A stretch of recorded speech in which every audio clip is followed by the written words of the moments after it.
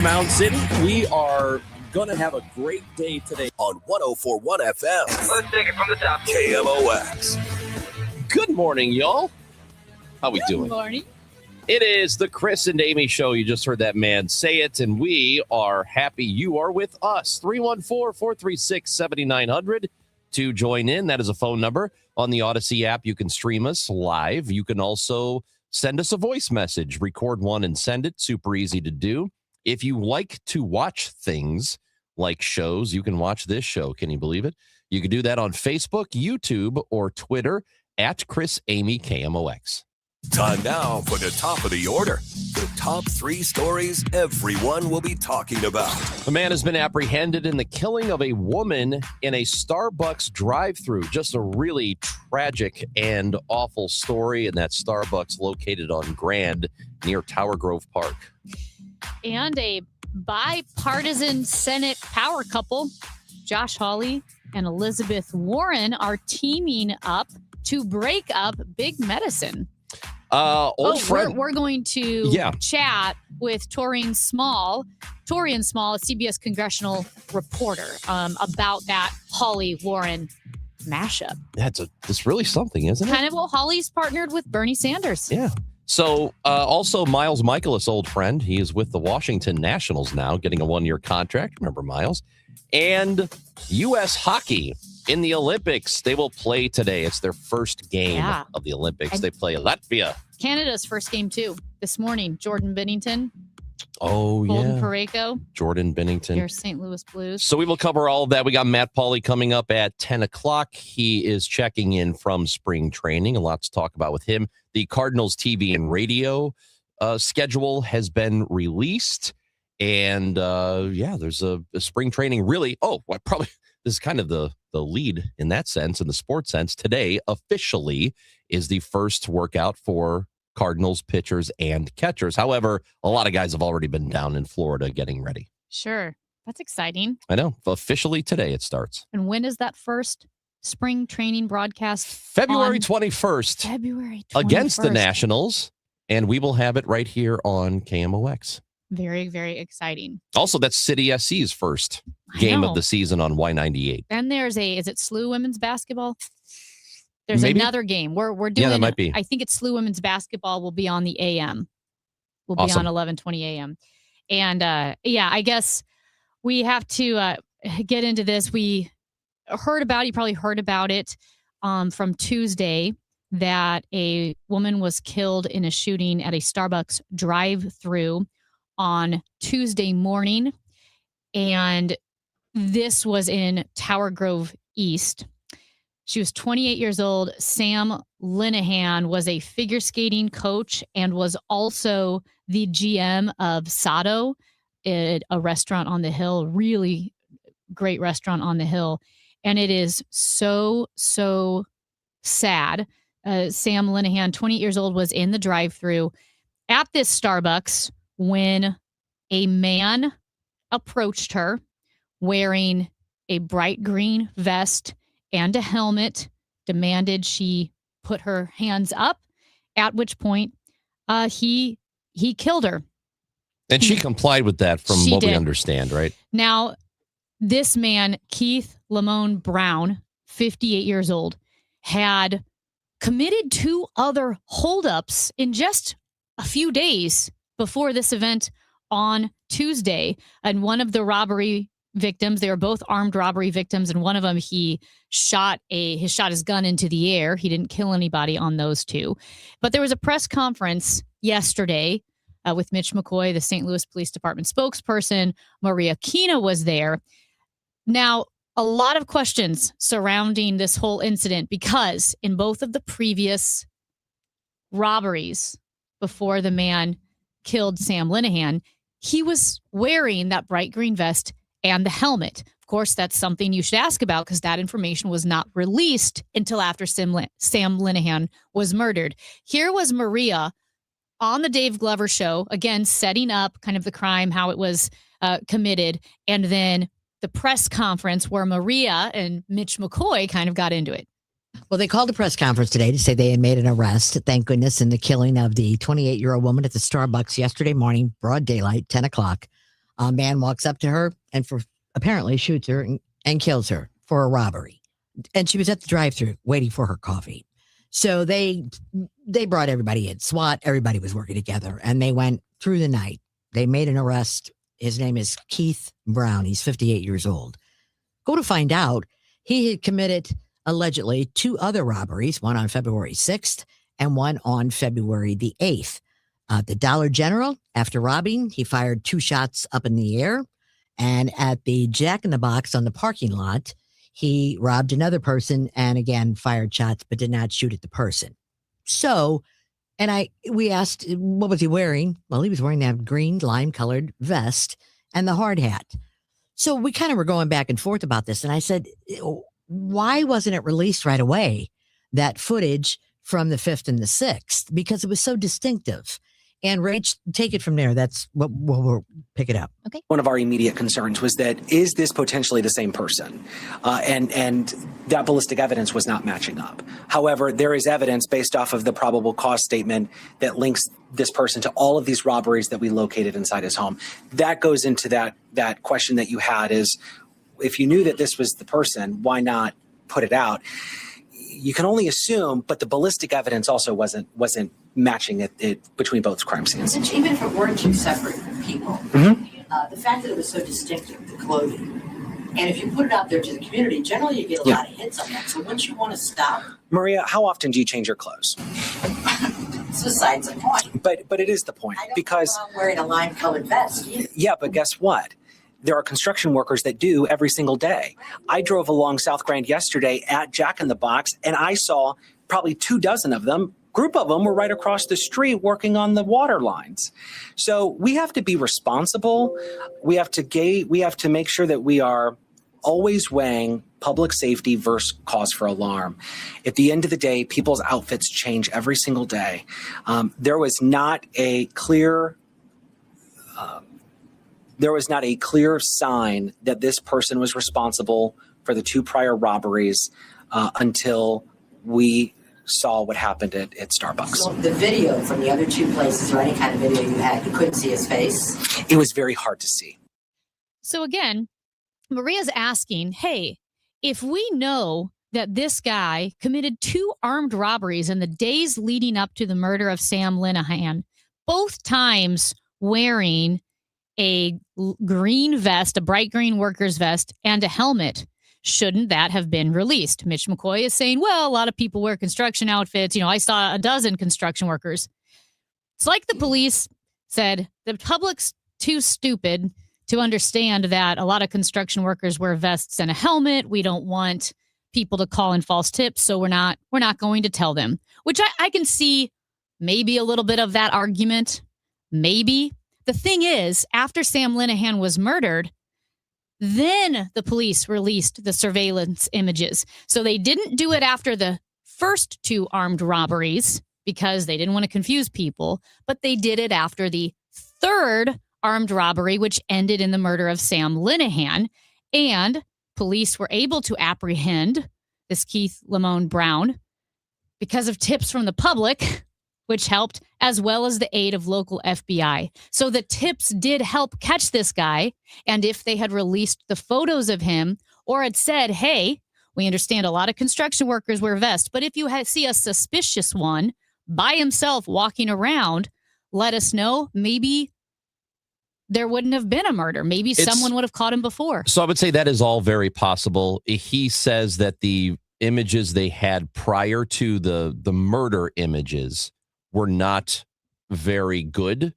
That's what he says. We haven't seen them. They haven't released those. So I can't say one way or another whether or not they but they would knew have it was led a to vest and helmet. They knew it was a vest and helmet, Yes. but they couldn't tell if there was a face, right? Or I mean, obviously there was a face, but they couldn't tell what that person looked like according to him. So they may not have been helpful in that way because the images we saw after the fact, those were pretty good. This was after the murder was committed.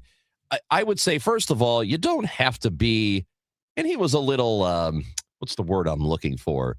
He was kind of a butthole to Maria. Yeah. I don't think that's necessary. You can make the point that, hey, people change clothes all the time.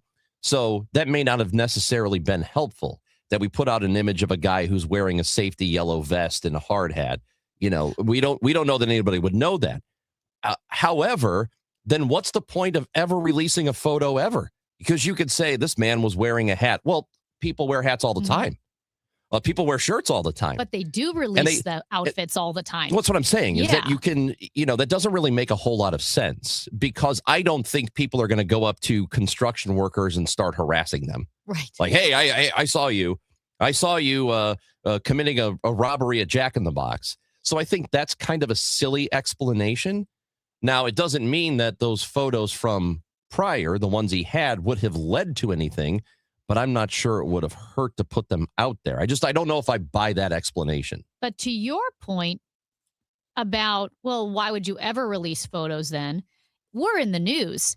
The police always say, even if they don't have a photo, they say he's a male, 5'10", 5'11", wearing a blue shirt black and pants, a backwards hat. He could flip his hat around. I mean, you get pretty specific. So maybe if he had just led with, well, we didn't want the public harassing construction workers, not, well, he might have changed his clothes, because that is a pretty big pattern to, even if you don't think it's the same person, because he said, well, the ballistics didn't match at first.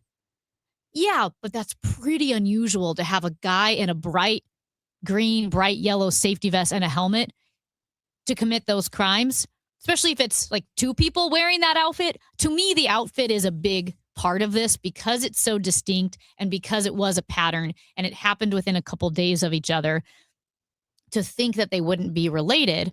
And I will just add this. We've all been in drive-thrus. You've been in a position where you're stuck in a drive-thru. If I'm in a drive-thru and a sketchy guy walks up to me, because I think a lot of times some of the guys that are up to no good look kind of sketchy. They're acting weird, right? Something feels off. I think that's especially as women, you have a survival instinct if something feels off. And a sketchy guy's walking up to me, I might drive out of that drive-thru. I'm not putting myself in a position where I'm stuck. If a guy in a safety vest and a helmet walks up to me, I let my guard down, because I think, well, maybe he's official. If I know that there's a guy committing armed robberies in my area in a safety vest and a helmet, and I'm in that situation that Sam Linehan was in, well, maybe now you're thinking, okay, normally I'd let my guard down, but there's a guy out here committing crimes. This guy's walking by himself up to me. And when Maria was on with the Glover show yesterday, and they asked, do you feel like you were dismissed? Do you feel like, Mitch McCoy was dismissing you? And she said, yeah. But, she's a reporter. That's going to happen all the time. I think that's with that press conference, or with the failure to put the information out there that they were looking for somebody in a safety yellow vest, and they were looking for somebody who was wearing a hard hat. I think there's a failure in not doing that. They probably should have. Would it have led to his arrest earlier, especially if they don't have good images of him that were very clear? Maybe not. I don't think it hurts to put that out there, though. And it certainly doesn't help your case to be dismissive of a reporter asking a very legitimate question. That was an extremely legitimate question. There was nothing wrong with what Maria was asking him. And just saying, if you had heard that there is a guy that committed 2 armed robberies in a hard hat and a safety reflective vest, would your sensors have gone up if you were in the drive-thru and one of those guys started walking up to your car? I don't know, because I don't know. Maybe she didn't see him in the first place. Yeah. Maybe she just looked up and there he was. Yeah, I don't know that it would have. Point. I don't know that I'm always paying attention to every window in my car and the mirrors if I'm sitting in a drive-thru. You kind of take I don't it think for most granted, people. Yeah, you probably maybe safe. She's looking at her phone. I did want to point this out as well, that this guy had previously been convicted of first-degree robbery, and he had, quote, absconded while being on parole. So according to court documents online, he was convicted of first-degree burglary in 1986. He was sentenced to 15 years in prison. Obviously, he got out early because in 1995, he was convicted of first-degree robbery and sentenced to 30 years in prison. Now, 30 years expired in 2025, but I don't know when he got out. The fact that it says he absconded while being on parole leads me to believe that he was out early. There is, and I don't know if there is a misspelling in this person's name, but if you look up a Keith Lamont Brown, there was one who was about his age who was in prison or in the system, in the Federal Board of Corrections system up until 2001. And so he was released. There was the same person released in 94 and then released again in 2001. I don't know if it's him, but it's a very similar name. It was Keith Lamont Brown as opposed to Keith Lamont Brown. There's no T in this guy, you're saying. Yeah, it's really difficult to tell if that is an actual different person or if there's just been a misspelling here. So anyway, the point Tragic. is it's very tragic. Ugh. I'm glad they caught him. And that is, I can't imagine what her family's going through and the people who work at Sado, who she was running that place.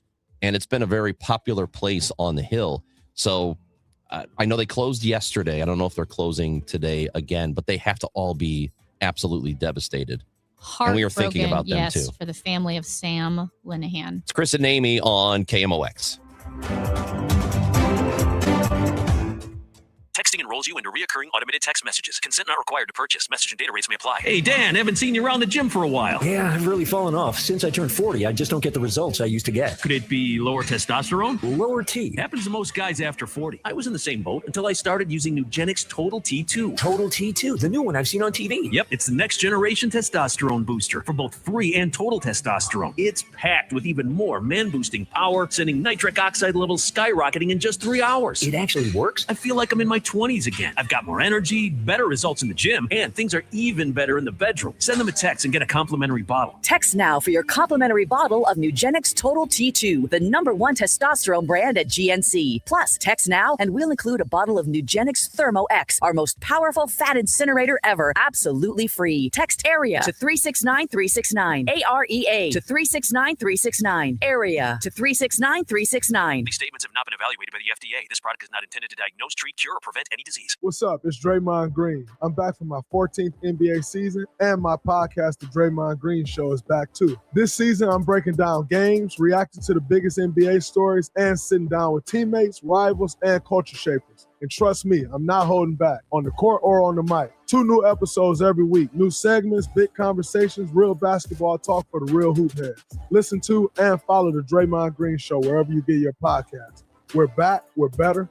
Let's get it. Attention all dog owners. If you have ever listened to the radio or TV for any length of time, you've probably heard of America's #1 dog supplement, Rough Greens. Greetings, naturopathic Dr. Dennis Black, Amazon best-selling author and founder of Rough Greens here. And if your dog suffers from bad breath, itchy skin, licking paws, joint pain, or low energy, the truth is their food is probably to blame. You see, all commercial dog food is dead food. That's why I created Rough Greens. 1 daily scoop gives your pup the live vitamins, omega oils, probiotics, and enzymes that will bring their food back to life. Don't believe me? Let your dog try it before you buy it. I'll send you a free Jumpstart trial bag, risk-free. You just cover the shipping. Go to roughgreens.com. That's RUFFgreens.com. Use discount code NEWS. Don't wait. Give your dog the gift of vibrant health. Order now. It'll be at your house in a few days. Go to roughgreens.com. That's RUFFgreens.com. Discount code NEWS for your free Jumpstart trial bag today. Rough Green. We make any dog food better.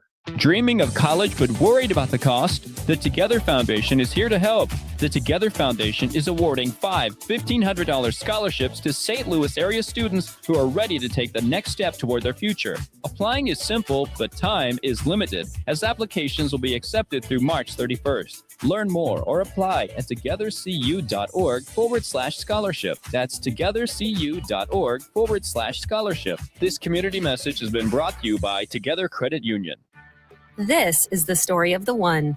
As an HVAC technician, he and his digital multimeter are in high demand. So when a noisy office HVAC turns out to be a failing blower motor, he doesn't break a sweat. With Grainger's easy-to-use website and product information, he selects the product he needs to keep everything humming right along. Call 1-800-GRAINGER, click Grainger.com, or just stop by. Grainger, for the ones who get it done. Join us on February 15th at Powell Hall as the St. Louis Symphony Orchestra and St. Louis City SC brings us Eternal, a tribute to Tina Turner, presented by Purina, with special guests Brittany Howard of Alabama Shakes and Kennedy Holmes. Experience the ultimate journey through Tina's immortal catalog. Tickets are limited. Get yours now at slso.org. Mozart's The Magic Flute comes to life in concert with the St. Louis Symphony Orchestra.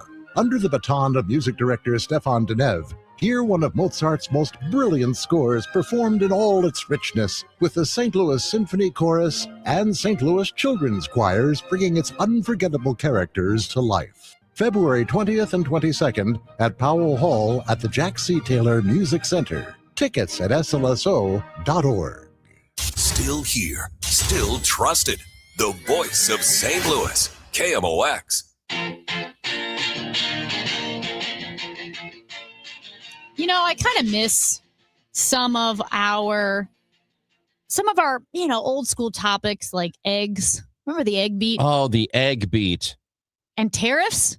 Remember tariffs? Oh, well, yeah, they're still affecting all of us. They're What do you mean? still affecting all of us. Well, the Congressional Budget Office has their new report out.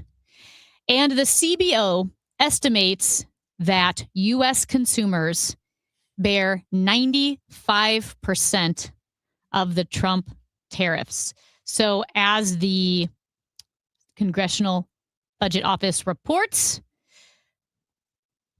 that the U.S. businesses that are importing goods, the net effect of tariffs is to raise U.S. consumer prices by the full portion of the costs of the tariffs borne domestically, meaning 95%.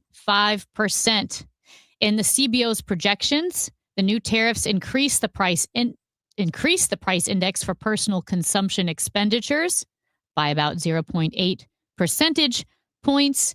In addition to raising prices and reducing consumptions, tariffs are projected to reduce investment and output because tariffs raise the cost of imported machinery, components, materials, and dampening real investment.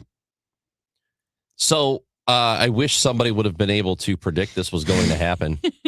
So Scott Lincecum. Except for everybody predicted this was going to happen. Yes. So Scott Lincecum of the Cato Institute. He's an economist. The Cato Institute is a pretty libertarian outfit. Mm-hmm. Yep.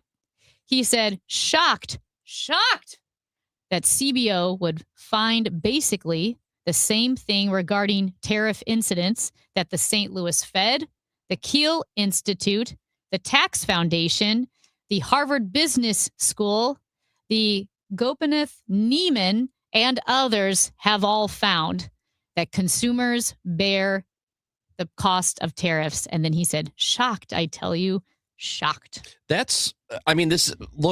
don't know any other way to say this, but we knew this was going to happen. And any economist worth their salt that you talked to or that you heard from would say, this is a very bad idea. Sometimes precisely targeted tariffs can work in some industries, but you can't do these widespread sweeping. I don't like your country and you're making me upset. Therefore, here's a 30% tariff on your goods. Wait a minute. I don't like the phone call I just had with you. Make that 39%, which is something he did do allegedly.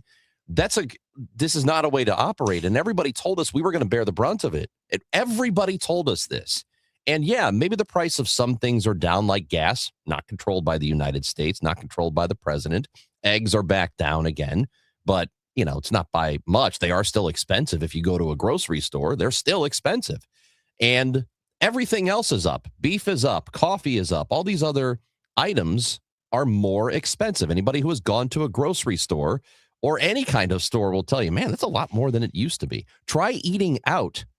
Try eating out even at a fast food place. We talked about Chipotle yesterday, who said they were going to increase their prices by a percentage point or two, maybe more than that. And they are citing tariffs as being one of the reasons for it, that the costs for them have gone up. So therefore, the costs for us are going to go up. And that's just one place doing that. And Brendan Duke, who also, put out that link to the CBO report, he says that the fiscal deficit right now and in its projections is particularly high, given that the unemployment rate is relatively low, which we just talked about. So in essence, the U.S. is running recession-level deficits without a recession. Hey, good for us. You know what? There is some good news in Congress every now and then, or in the Senate. Sometimes bipartisanship happens.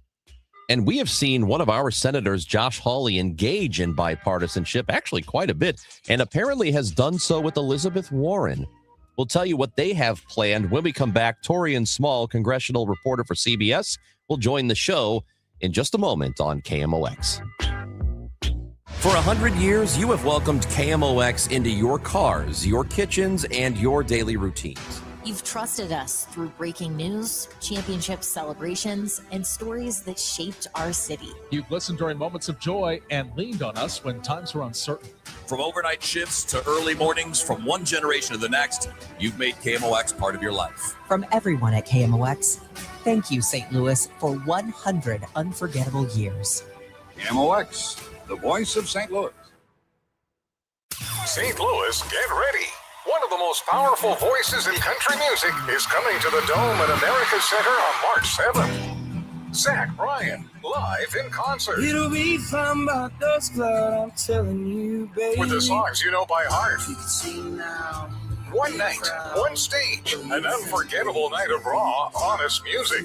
Tickets available now at Ticketmaster.com. For more information, KMOX.com/events. Now, KMOX weather from the Saliga Heating and Cooling Weather Desk. It's pretty gorgeous out there, 39 degrees. We've got sun. We'll have increasing cloudiness this afternoon, a high of 55. Tonight, cloudy with a low of 32. Weather sponsored by the Overhead Door Company of St. Louis. Midwest winters take a real toll on your garage door. Let my friends at Overhead Door Company of St. Louis come out and perform their 26-point tune-up on your garage door and opener. It's just one price for up to 3 garage doors and openers. Schedule online at overheaddoorstlouis.com. It's time for a $98 furnace tune-up. Join Mark Patrick Hypnosis. Lose the weight or stop smoking. Guaranteed only $59.99. Saturday, March 7th at the Residence Inn by Marriott, St. Louis Westport in St. Louis. Weight loss hypnosis starts at 11 a.m. Registration at 10:30 a.m. Stop smoking starts at 2 p.m. Registration 1:30 p.m. Diabetes, high blood pressure, anxiety meds, everyone's on them. If you're a 50-year-old male, maybe a bit porky, and you may even have type 2 diabetes, $1 million of term insurance may only cost you about $200 a month. Call Term Provider. Speak with Big Lou at 800-700-6898. Big Lou will find a term life policy for you even if you have type 2 diabetes, are overweight, or have high blood pressure. Term Provider has helped thousands of people like you who think they can't afford term life insurance. To buy $1 million of affordable term life for you, all you need to do is call Big Lou at 800-700-6898. Lou will make sure the scales are tipped in your favor. Call 800-700-6898. Big Lou will answer your call and work to fit you into a term life policy that you can afford. Remember, Big Lou's like you. He's on meds too. Call 800-700-6898 or biglou.com. Texting privacy policy and terms and conditions posted at textingterms.us. Texting enrolls you for recurring automated text marketing messages. Message data rates may apply. Reply stop, opt out. This is an important message for all parents of teens. If your teen or preteen is or has been addicted to social media sites such as Instagram, Facebook, Snapchat, TikTok, or YouTube, and they have suffered from eating disorders, body image issues, anxiety, depression, or suicidal thoughts, you may be eligible to participate in a lawsuit for significant compensation. Disclosures by a Facebook whistleblower show Instagram and Facebook know their social media platforms were highly addictive and may have caused eating disorders, body image issues, depression, and suicidal ideation. It appears these social media companies knew they had been causing serious harm to kids, but have done little to stop it. If your teen has been harmed by social media like Instagram, Facebook, Snapchat, TikTok, or YouTube, then you could be eligible for significant compensation. If you'd like to discuss a lawsuit, text LEVEL to 323232, LEVEL to 323232, LEVEL to 323232. Paid non-attorney spokesperson, Media Advertising Specialists, LLC, is responsible for the content of this ad with principal offices in Chicago, Illinois. This is the Gas House Gang from KMOX. Bernie Nicholas and the Gas House Gang, today at noon on America's Sports Voice, KMOX. People, let me tell you about my best friend. So Senators Josh Hawley and Elizabeth Warren are together on a new venture, and I think this is fun. Well, let's talk more about it and what exactly it is they are looking to do. Torian Small is a CBS congressional reporter with us now on KMOX. Torian, how you doing? Hey, I'm doing well. How are you? Well, we are great. We appreciate you being on. And it's not unusual for Senator Hawley, even though he is, pretty right. He is also engaging in bipartisanship every now and then. We have seen it happen here in the state of Missouri. So what is this venture that the two of them are getting in on? Yeah, I think in an era of heightened divisiveness on the Hill, it's always notable when we get these strange bedfellows when it comes to these bills. But this one is something that both sides have been talking about a while. In fact, it was a huge talking point on the 2024 campaign trail. It's about both affordability, but also access to healthcare in America.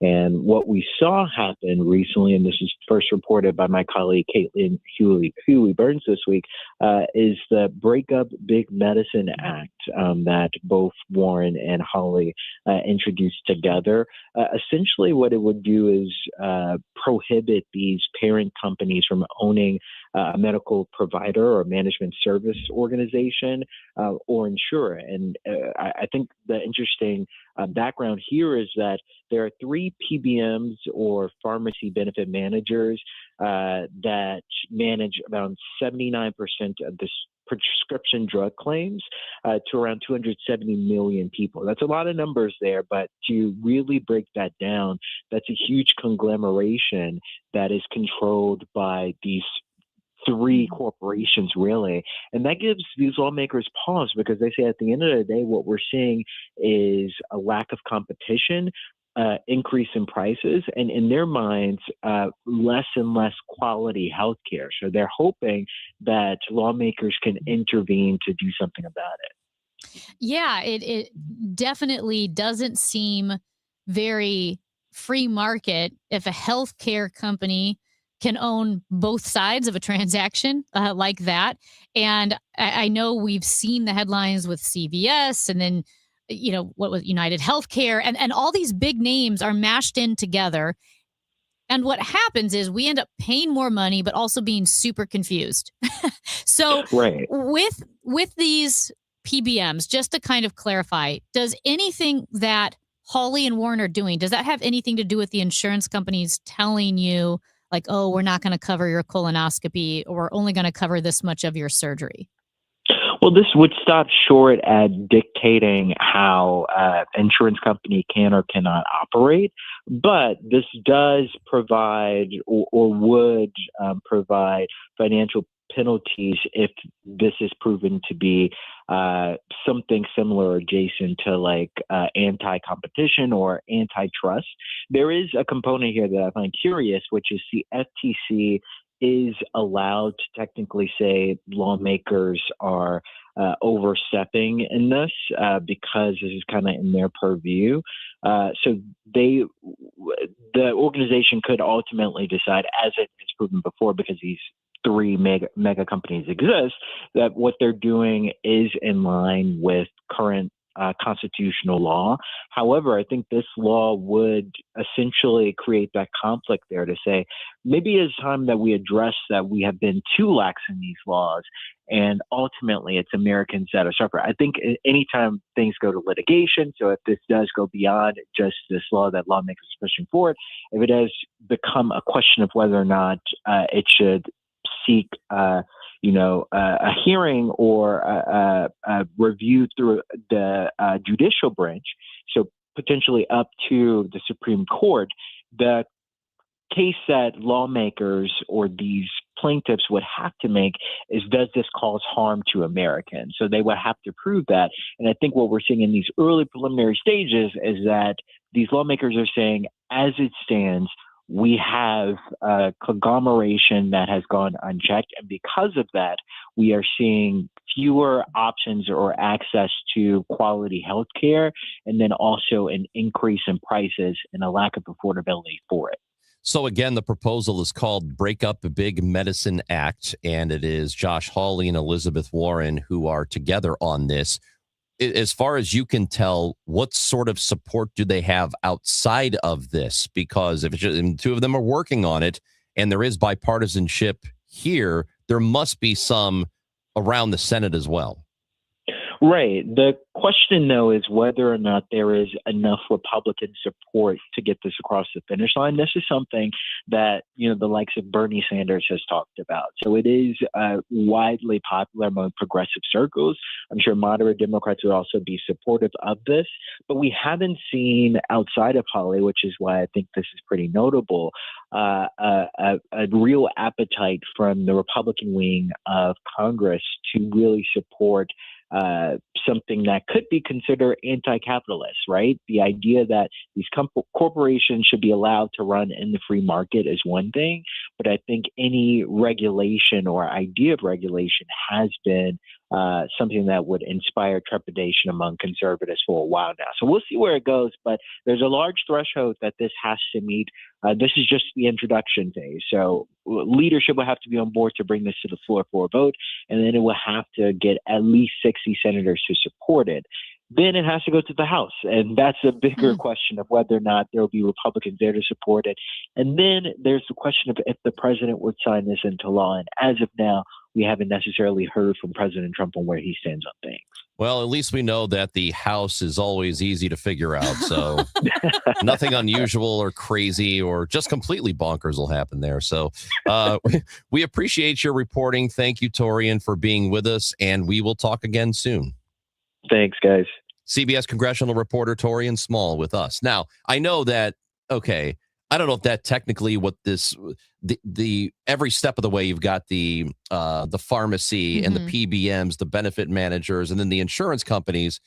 If it's all one long string process where you're in the same, operating within the same company, that doesn't necessarily,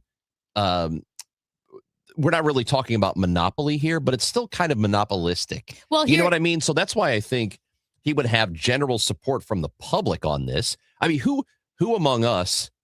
I'm sure there. Who among us? I'm sure among us hasn't had a PBM? I think there'd be a handful of people who would say, "Well, no, you can't do something like that. Congress shouldn't interfere." But don't you think that the vast majority of people would say, "Yes, I am on board with this. Yes, do something about this"? There are a couple of areas, which is pretty interesting, where the abuses are so egregious that it does seem to surpass partisan loyalties. In a lot of cases, I mean, a lot of people, red and blue, are really upset about the Epstein files, and they want to know, right? Like, it's so big. I think when it comes to medical, insurance, big pharma, big medicine, to me, that is so big that also supersedes red and blue, because you have Republicans and you have Democrats who are absolutely crushed by the weight of medical bills, or get into the insurance system and are getting bills mailed to them and emailed to them. Maybe they're getting bill collectors calling them because they're behind on a medical bill that they didn't even know that they had.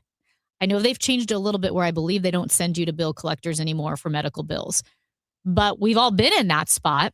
And so this to me is something that I can see why you would jump across the aisle to try to figure it out. As you mentioned, it just seems easy. If it may not be a monopoly, but healthcare companies, as the lawmakers said, quote, may be steering business to their own providers, evading laws intended to rein in corporate profiteering, or using physicians they employ to boost government payments to their insurance arms. So again, all of that seems like a huge conflict of interest, and it's not benefiting the people who need care. And CVS Caremark would say, well, we're just streamlining the process. Yeah, you're streamlining our money directly back to you. That's what you're doing. You're not trying to help us. Stop that. And again, this is not new, and I do think people are getting fed up. There was a story several years ago on a national NPR show where a guy had brain cancer, and he was getting 24 paper bills a day, right? Like mailed to his house. And he couldn't figure it out. But you know what he did have? He had access because he was a journalist, and he was able to keep pressing and pressing. And he finally got an interview with the head of the insurance company, and he showed him the bills. And the guy said, he was like, yeah, I can't tell you anything. I have no idea why you're getting these bills. I have no idea what you actually have to pay. And of course, the head of the company isn't going to know all the details, but it shows you that it's absolute chaos, that I think people even in the insurance system have no idea what's going on other than they're getting money. And I think it is probably intentionally set up to be so confusing that you don't know what to do. Yeah, I agree. That an average person can't navigate it for themselves. I think that's the way they want it. Yeah, I do because too. It ultimately helps them. And I do think especially older people who do have a lot of medical bills, have a lot of doctor's appointments, may have a lot of medications. If they get a paper bill, it's ingrained in them, I'm going to pay this bill. Mm-hmm. Or I don't have the money, but I need to pay it. This is a true story. I had a doctor's appointment. Again, this was, 15 years ago, at least. And I got a bill for $3,000. And I thought, because I had to get an MRI or something, some kind of specialized test. I thought, oh my gosh, I don't have $3,000. And I get another bill for $3,000. I'm like, this can't be right. My insurance said it would cover it. I get a third bill and it says that I'm going to be sent to collection agency. So I call again to the insurance company and they say, no, we're going to pay it. I said, are you sure? Because I've gotten 3 bills now for $3,000 and they're going to send me to a collection agency. He said, no, what we have to do is prove an attempt to collect, an attempt to get money from you. And we send 3 bills. And after the third bill, if you don't pay, then we say, we tried. Yep. And I said, this can't be right. I wrote it down. I said, this cannot be right. I said, well, how does an older person, how does anybody know that? Intentionally convoluted. Yes. And they said, well, we just have to, it's part of the process. We have to show an attempt. I go, do you know how many people would pay that $3,000? The only reason that's why they do it, because they're counting. Is I didn't have the money. They are counting on people to be like, well, I guess I owe $3,000. Here you go. Yes. And some people will be able to pay that and will do it. Others will say, what is, like you did, like, what is this? I said, that can't be right. I said, no. And I didn't have the money. And I was assured that it was covered by my insurance. So that's why I kept calling. But man, it is scary when you get a third bill saying you're delinquent. Yeah. And then it just went away.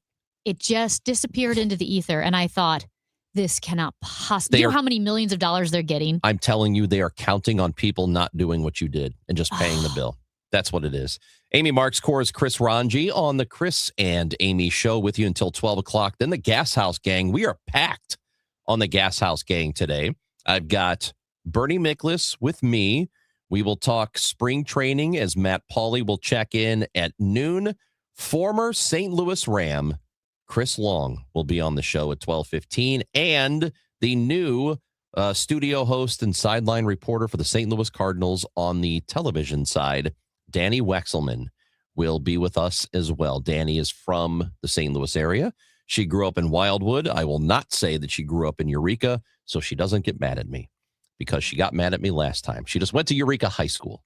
So Danny Wexelman is replacing Ranj. Alexa. So there you go. We'll talk to Danny at 12:30. Gas House Gang is coming up. And would you like to know why betting the winter games on FanDuel makes sense? Well, you can bet game lines and medal counts. Hockey is going on right now, actually. There's Canada. Canada is playing at the moment. The United States will play a little bit later today.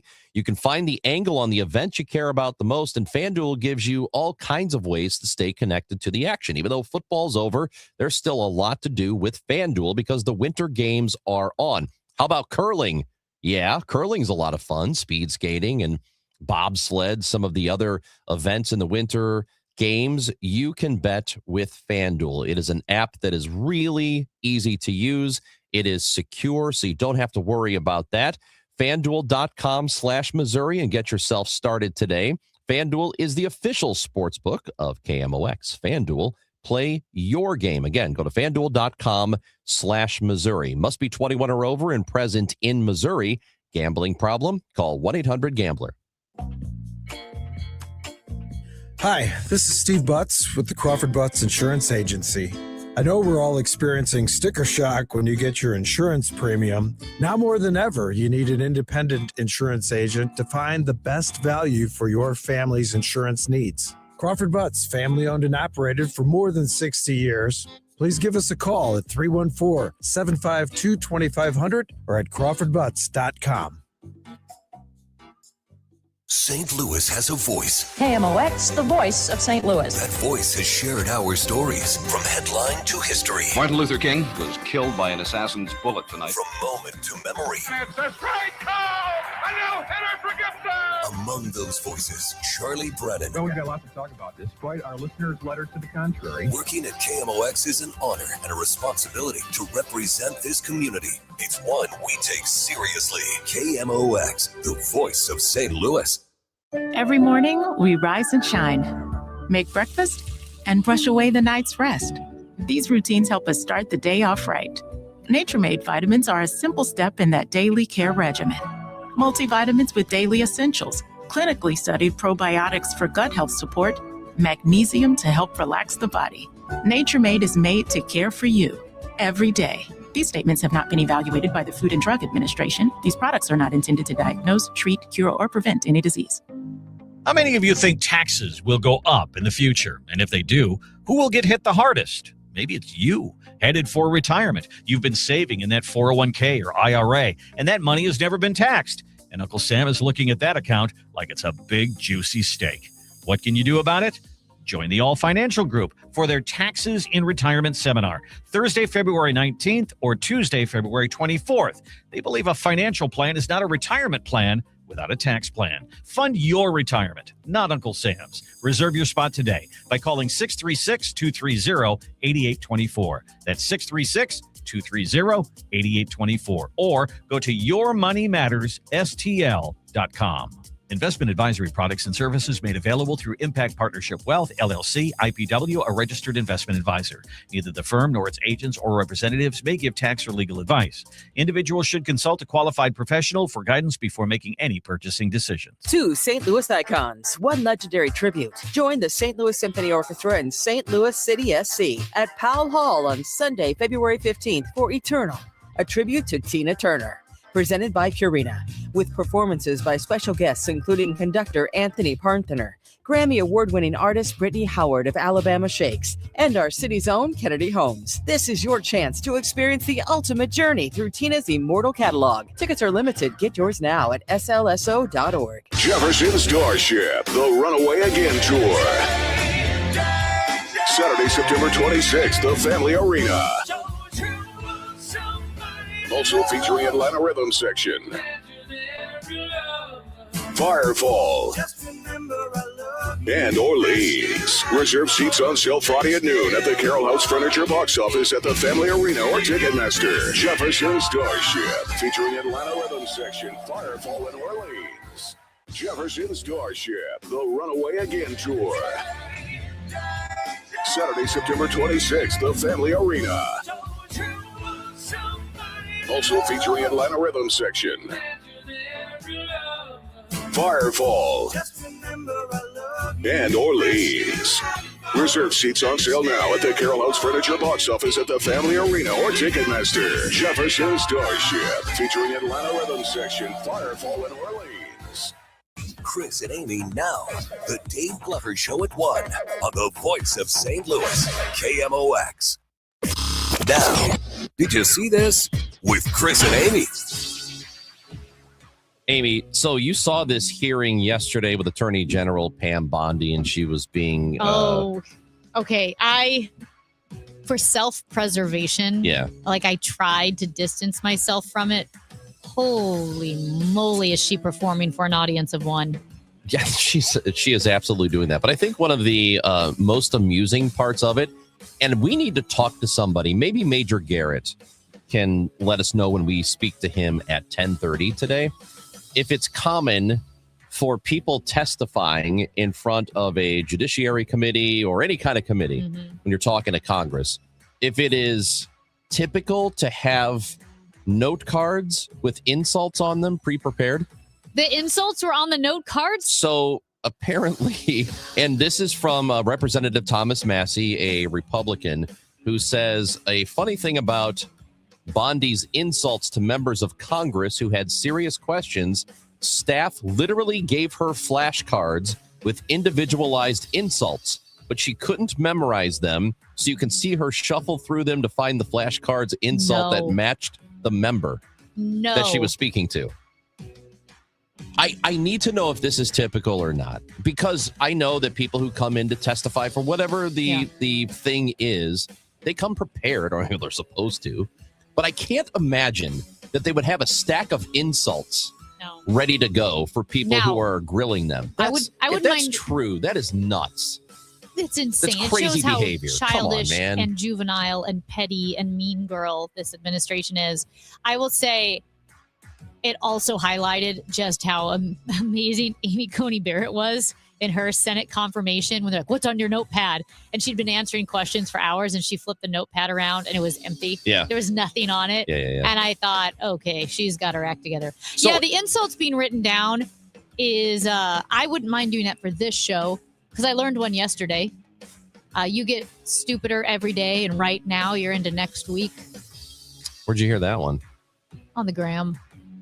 On Instagram? Yeah. Okay. It's not bad. It's kind of good. It's not bad. It's kind of good. Hey, today is a special day. I wish I had told Matt this. I didn't tell Matt. Ran out of time. You're never going to believe what was released 15 years ago this week. We could use it 15 years ago tomorrow. this week? Yeah, the hint is we can use it tomorrow. I do know. Yeah. Friday by Rebecca Black. That's right. Oh, Friday, yeah. I love that song. Friday, So gotta get bad. down I on love that. Friday. I love when Matt plays it on Fridays. I'll play it tomorrow. Yeah, I love it. Maybe I'll So- play today. It was. No, it's so gonna bad. confuse people. Do you know what I didn't realize? How young she was. Yeah. She like 16 She or was something? 13. She was 13? She was 13 when that song was released. If I am a parent, I say, no, honey, don't release this. We're going to spare you the cruelty of the internet. She got 178 million views. It said the song, quote, lodged her firmly in the cultural zeitgeist. Well, I tell you, it is a feel-good Friday song, isn't it? Every time I hear it, I think, man, this is great. It's Friday. Good things are going to happen. Good things are going to happen this weekend. It's Mardi Gras. Hey. Did you see that the forecast kind of sucks? Yeah, I did. Yeah, I'm not so happy about that. I did hear that. So It's there supposed to is- start raining like Saturday afternoon. Yeah, Saturday afternoon. But I don't remember. I don't know if it was Bess, our friend from Mardi Gras Inc., who told us this, or if it was somebody else. Maybe not. Maybe I'm not exactly sure. I don't think it was her, actually. It was somebody else who said that their ideal day is they want it to be something like 40 to 50 degrees and sunny all day on Mardi Gras parade day. And then right around 3 o'clock, they want it to start raining so that all the drunk idiots go home and they don't have to worry about That's really funny. Isn't it? That's so. Wait, is the parade Sunday or Saturday? Saturday. So it could happen. That may happen. It They may happen. get their wish. So 3 o'clock. Saturday, it's supposed to be 49. Okay. Rain in the afternoon. They say periods of rain, an 85% chance. And what sucks about it for everybody else is it's like today through like Wednesday of next week, it's 50s and 60s and sunny every single day except for Friday or except for Saturday. That's really funny. Crazy. Chris and Amy on KMOX. Matt Pauley will check in from Cardinals spring training when we come back on 104.1 FM KMOX.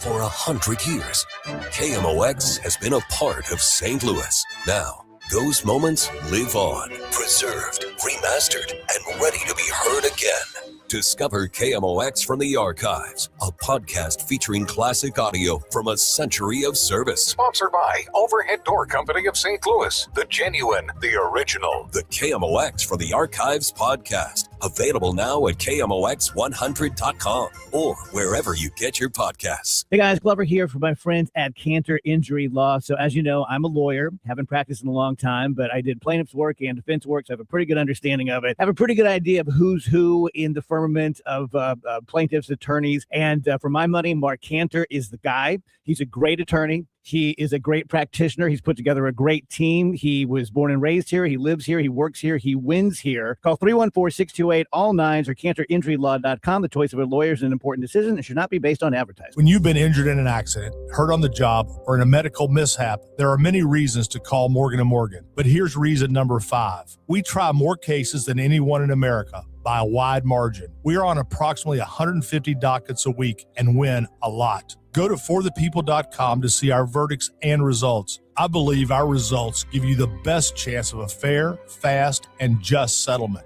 Insurance companies know who we are by reputation. Imagine me doing this ad if it wasn't true. They would be laughing. Trust me, nobody is laughing. Their employees and adjusters often hire us when they're hurt. They know, and now you know. All law firms are not alike, not even close. With over $30 billion collected for our clients, we became America's largest injury firm for a reason. Morgan & Morgan, forthepeople.com. The choice of a lawyer is an important decision and should not be based solely upon advertisements. Past results afford no guarantee of future results. Every case is different and must be judged on its own merits. News, talk, cards. KMOX AM St. Louis. KMOX FM Hazelwood. Always live on the free Odyssey app. This is the story of the one. As an HVAC technician, he and his digital multimeter are in high demand. So when a noisy office HVAC turns out to be a failing blower motor, he doesn't break a sweat. With Grainger's easy-to-use website and product information, he selects the product he needs to keep everything humming right along. Call 1-800-GRAINGER, click Grainger.com, or just stop by. Grainger, for the ones who get it done. At Target, we're unlocking all the feels this Valentine's Day. It's the perfect time to spread extra love and spoil everyone on your list with unforgettable gifts. First, give a cuddle-worthy surprise with the cutest plush toys, or get party ready and treat yourself to stylish women's dresses you'll heart. Both 20% off. Then dive into the ultimate cozy celebration with your faves with 30% off select women's pajamas. There's something sweet for all your special someones, even you. Find Valentine's Day gifts for everyone at Target. It is 10 o'clock, and we've got some sunshine downtown, a few clouds, 42 degrees. I'm Debbie Monterey.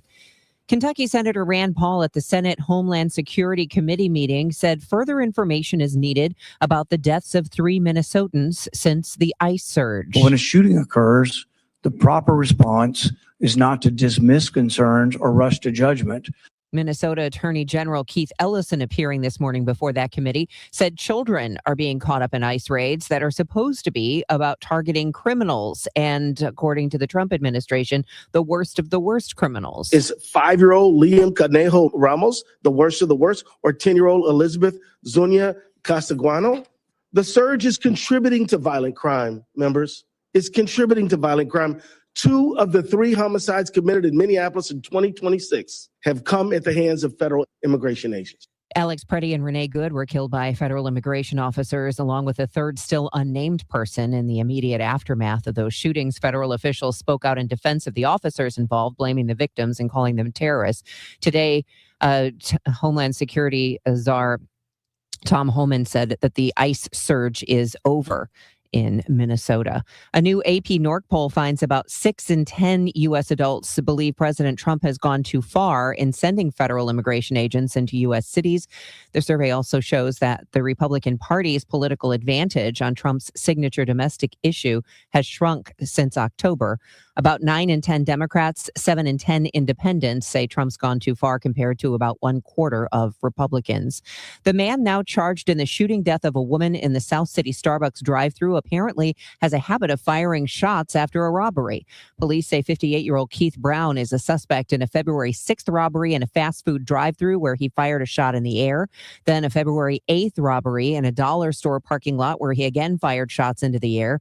In Tuesday's Starbucks drive-thru robbery, he allegedly shot into the car, killing 28-year-old Sam Linehan. The group Save Lives Now is hoping to make a dent in the amount of violent crime in the region. Executive Director Brandon Sterling tells KMOX the St. Louis region is like most big city environments. The amount of people determined to be most at risk of shooting someone or being shot is relatively few. Gangs or groups of people are small, and most violence is actually occurring between people that know each other. or again, has some group associations. The degrees of separation are pretty small. Sterling says they've deployed street outreach teams in the city and county as well as St. Clair County to meet people where they are and not judge. They simply offer them ways to get where they want to go in life despite all that's happened in their past. Brad Choate, KMOX News. From the KMOX business desk, some changes to the TV broadcasts of the Cardinals games during spring training. St. Louis area native Danny Wexelman replaces Alexa Dott as a host and reporter. She brings years of experience in Major League Baseball. Also, lead announcer Chip Cary's son, Stephen Cary, will be alongside his dad for some games, and former Cards pitcher Brad Thompson will join Chip for the rest. KMOX and the Cardinals radio network plan to air 18 spring training games starting February 21st. Clouds and some sun this afternoon with a high of 55, partly to mostly cloudy skies tonight with a low 35. Tomorrow will feature more sun than clouds, and it will turn noticeably milder in the afternoon, high 63. Saturday, cloudy and cooler with some rain in the afternoon and into Saturday night. Saturday's high just 49. From the Saliga Heating and Cooling Weather Desk, I'm AccuWeather meteorologist Joe Lundberg on 104.1 FM KMOX. Right now, we've got some sunshine and a few clouds downtown, 42 degrees. I'm Debbie Monterey, KMOX News. The Chris and Amy Show on 104.1 FM KMOX. Yo, Paulie! Paulie's great, man. Go, Paulie! What'd you do for Paulie? Anything? Me, Paulie! I was responsible! Paulie, we're here because of you. Chris and Amy on KMOX, and yes, today officially, though there have been Cardinals in spring training, and it's kind of how it works everywhere, that you've got guys going to the facility early. Officially, today is the first full workout for pitchers and catchers in Florida, where Cardinals baseball is getting ready for the 2026 season. And we go to the guest line, bring in Matt Pauley. He's the host of Rush Hour Sports and Sports Open Line, and also the Countdown to Opening Day show, which is tonight. It'll be at 6 o'clock tonight. What's up, Matt Pauley? Not much. How are you guys? Hey, we're doing great. So here we are. I know guys have been working out already, so getting ready for the season. But, there's something about it being the first official day of spring. Yeah, it's great. And, we get schedules and we know what's happening and guys have to be out there. So it's a little bit different. It's not that much different today than it was previously, but it's another step forward here. And, the next mile marker after this one is going to be full squad report, the first full squad workout. And then the next thing you know, after that, we're playing Grapefruit League games. So it moves by pretty quick. Anything that you're noting around the ballpark right now, a buzz, or because I know there's, a lot of question marks going into this season. So what is the vibe down there?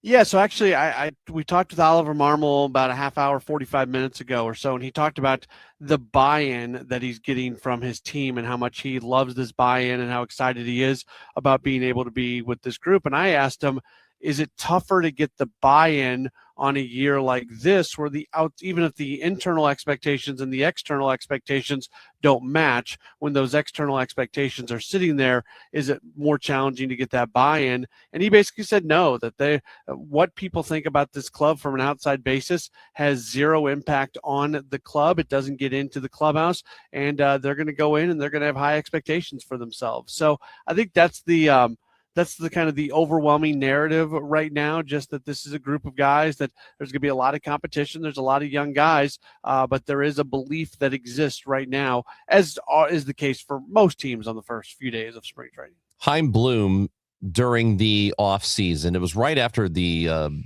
year ended in Chicago, and he said he really liked the way the coaching staff worked and continued to grind all the way through to the end, even though knowing they weren't going to go to the postseason.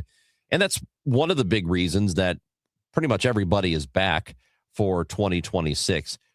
As far as this coaching staff goes, and I know every guy is different, but watching Ollie Marmol here from year one till now where we are, what's the sort of growth or progress you've seen from the staff and from Marmol? Yeah, that's an interesting question. I think he continues to be more and more comfortable in his skin. I think there is the way the staff works together. It's not groupthink. It's very much an environment where Ali embraces people challenging the things that he believes, and they'll talk through it. And Ali's not somebody who's going to get stuck on one idea or one thought just because he believes in it. He likes being challenged on those things. So those type of conversations are taking place. At the same time, to be cliche, everybody is pulling in the same direction. And I think there's the sense of just them being collaborative with each other. It's really, really good. It's a group that works well together, and that's important. We talk about it a lot with players and how not everybody has to be best friends, but you have to get along with the guy who's in the locker next to you, because you're spending the better part of 8 months with each other when you consider it gets started in spring. I think it's the same way with the coaching staff. They're in rooms together. They're spending a lot of time. Their first one's in, their last one's out. And this group of coaches really does seem to have it kind of put together with how they want to make everything work. As this spring training really gets going, Matt, we've talked so much about youth already through the offseason, and JJ Weatherholt is a player that a lot of people are paying attention to and kind of expecting him to make the roster when spring opens up. What does he have to do or not do? I mean, I don't think we want to say it's a foregone conclusion, because they're not going to give him that. They're not going to say right now on February 12th, you're going to make the team. They're going to make him earn it. But what has to happen in order for him to be on the roster when they break camp? I'm not trying to be flippant about this, but I think he just has to not be terrible in spring. If you can see, especially if he's looking good in that in that final 10 games where you're facing off against a little bit more major league pitching, this is his job. And I think really they won't frame it this way, but I will. I think he would have to come in and lose a job, not so much come in and win a job. The way they want it to work out is JJ Weatherholt breaks camp. He's the everyday second baseman, and you've got that double play combination up the middle for years and years to come with the Cardinals. So I think that's where it's at right now. It would just have to be so obvious that he did not have a good enough spring for him to break camp. Matt, Miles Mikolas is heading to the Washington Nationals. Any thoughts on that move? Yeah, I'm happy for him. That's a terrible pitching staff in Washington. I mean, you're talking about both starters and relief corps. That may be the worst selection or collection of pitchers in Major League Baseball right now. It is really, really bad. And I don't know how often they're going to have guys that pitch deep into games. So say what you want about Miles Mikolas. I mean, you can squint and already put him as their number one starter. There's a chance that Miles Mikolas is going to be the opening day starter for the Washington Nationals. He's somebody that's going to bring a little bit of consistency, and he's going to pitch every fifth day. I think he's just what the doctor ordered for the Nationals, and he gets to stay close to home. That's one of the things that he enjoyed about training in Jupiter. Palm Beach is just 20 minutes down the road, so he's able to continue to sleep in his own bed every night during spring training. Okay, Matt, this is not a pile-on, but this is just kind of facts. You were saying that Miles Mikolas, if you squinted, you could see him as the number one starter. Is what the doctor ordered. Didn't Miles Mikolas statistically have some of the worst numbers in all of Major League Baseball last year? Yes, he did. Over the last 2 years, he has one of the worst ERAs in all of baseball. But he takes the ball every fifth day, and he'll pitch deep into games if you allow him to do so. I mean, look, this is their starting rotation is Jake Irvin, Foster Griffin, Cade Cavalli, and Brad Lord. I'm betting a lot of people listening to this right now have potentially never heard any of those names that I just said. It is a bad rotation in Washington. Well, I know. I just hope he brought his Gulf of America hat with him. Let's wait, does he have one? You don't remember when he wore it? Oh yeah. Why did I back in May? Oh, I don't remember that at all. On actually, if I'm not mistaken, it was on Cinco de Mayo too. He wore it. On Cinco de Mayo? Yeah. Oh, he wore it a lot. I mean, that was his go-to hat for posts on days after he pitched. That was a normal. What a real character that guy is. Okay, so let's want to move on to something else, Matt. You are and we're going to talk more spring training Cardinals, and that will happen at 12 o'clock. Paulie's going to join us then during the Gas House Gang. But I wanted to get your take on this because you are a proud Kansas State University Oh no. And no. Poor K-State Wildcats basketball is not doing well. And Jerome Tang, who is the head coach, they've got students wearing bags over their heads at games. Yes. Oh. And they just had a 29 or was it a 30-point loss yesterday. And this was Jerome Tang, who was the head at coach. home to a bad Cincinnati team. Yeah, Cincinnati sucks. And they got beat by almost, like basically they lost by 100. Let's just say they lost by 100. Here's the head coach afterwards yesterday. This was embarrassing. These dudes do not deserve to wear this uniform. There will be very few of them in it next year. I'm embarrassed for the university. I'm embarrassed for our fans, our student section. It is just ridiculous. We got practice at 6 a.m. tomorrow morning, and we will get this thing right. I have no answer and no words. So y'all got two questions. So whoever want to ask two questions, I'll answer them to the best of my ability right now. But right now, I'm pissed. So well, that's obviously not great. he is unhappy. You rarely hear a college coach talk like that. That's how an NBA coach who is just fed up with his team would talk. You'd never hear that about college players. Yeah, I mean, look, I've been a Jerome Tang guy. I really like him personally.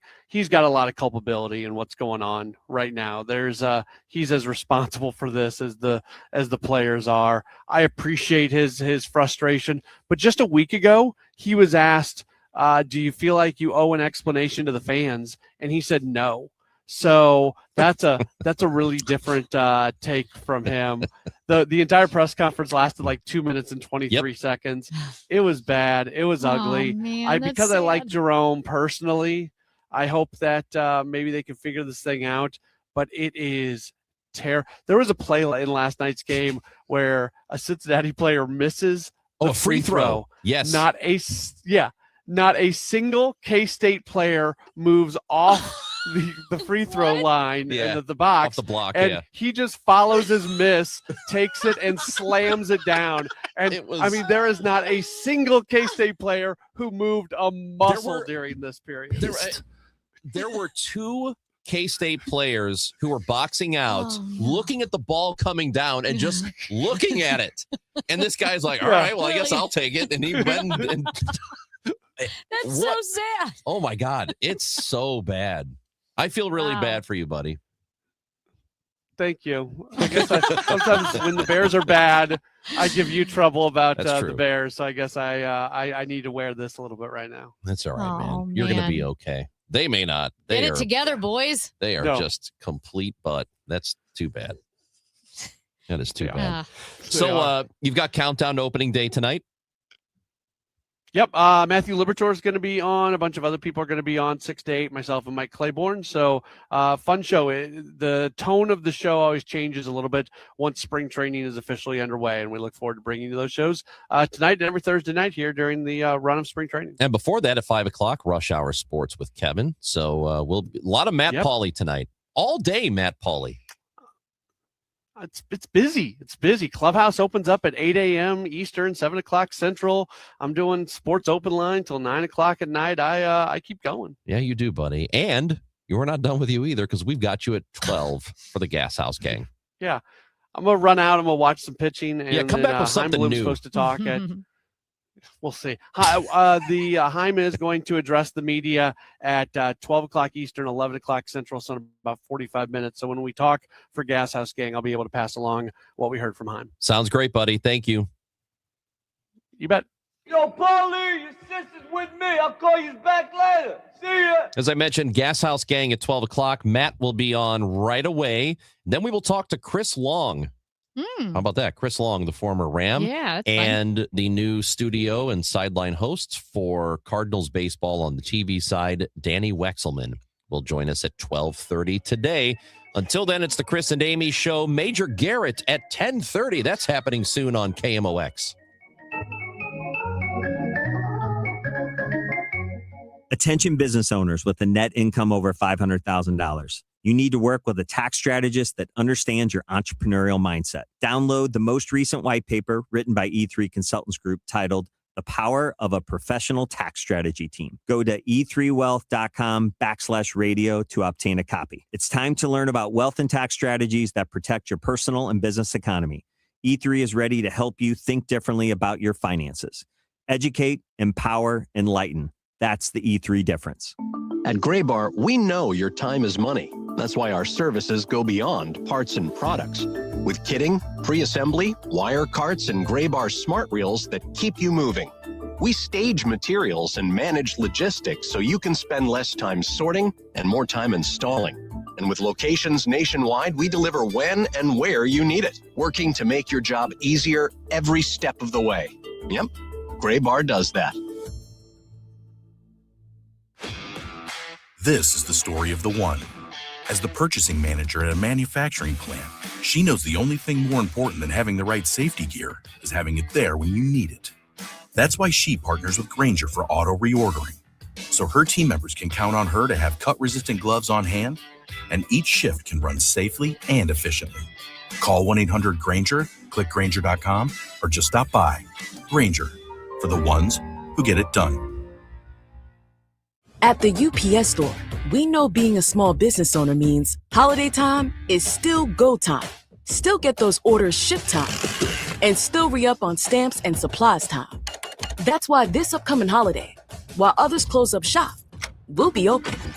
And happy to help you keep being unstoppable. Come into your local store today. Most locations are independently owned. Product, services, pricing, and hours of operation may vary. See Center for details. The UPS Store. Be unstoppable. Hi, it's Kevin Wheeler here with Gloria Liu of Your Home Sold Guaranteed Realty. Welcome back, Gloria. Now, for years now, you've been on KMOX helping families plan their next big move with your Guaranteed Sold program. So for those planning to sell their home this year, what's your best advice? Thank you. My advice is simple. Do your homework before listing your home. Our market is stabilizing, inventory is tightening and moving fast. In other words, the realtor you choose to sell your home really matters. That's why my sellers love my Guaranteed Sale program. I guarantee to sell your home at your agreed upon price and time frame, or I will buy it myself. I have thousands of buyers in my buyers in waiting database, so your home may already been sold before it's ever hit the market. Higher demand, more competition, and more money for your home. Friends, if you want a realtor who will guarantee results, call the one that I trust. Gloria Liu at 314-325-6888. That's 314-325-6888. Or GloriaHasTheBuyers.com. Gloria and seller must agree on price and possession date. Join us on February 15th at Powell Hall as the St. Louis Symphony Orchestra and St. Louis City SC brings us Eternal, a tribute to Tina Turner, presented by Purina, with special guests Brittany Howard of Alabama Shakes and Kennedy Holmes. Experience the ultimate journey through Tina's immortal catalog. Tickets are limited. Get yours now at slso.org. In 1991, John and Cindy Morelli started Morelli Tuck Pointing. As of today, they've won just about every award possible for the tuck pointing business. The BBB Torch Award, the Next Door Neighborhood Fave Award, and an A+ rating from the Better Business Bureau. For homeowners, this is a great time to get a free inspection of your basement, your brick or stone fireplace, your garage interior, your porch, and maybe even your walkway. Indoor tuck pointing can be started now. Hi, this is Charlie Brennan. My wife Beth and I have used Morelli Tuck Pointing to work on 2 of our homes now over the last 25 years. We have found the Morelli bids to be fair, their crews are very polite, and they clean up after themselves. But most importantly, their work is beautiful. Family owned and operated since 1991. 314-645-1387, MorelliTuckPointing.com. Built on a century. Focused on today. The voice of St. Louis. KMOX.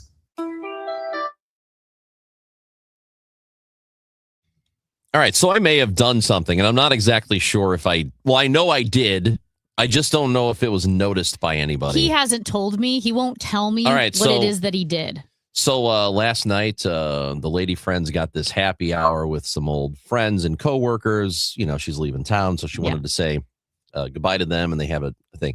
So I went and met up later. With your lady friend, with and her friends. Her group, who I had never met before. Interesting. You haven't met her before. These were like old coworkers. Okay. who she considers friends.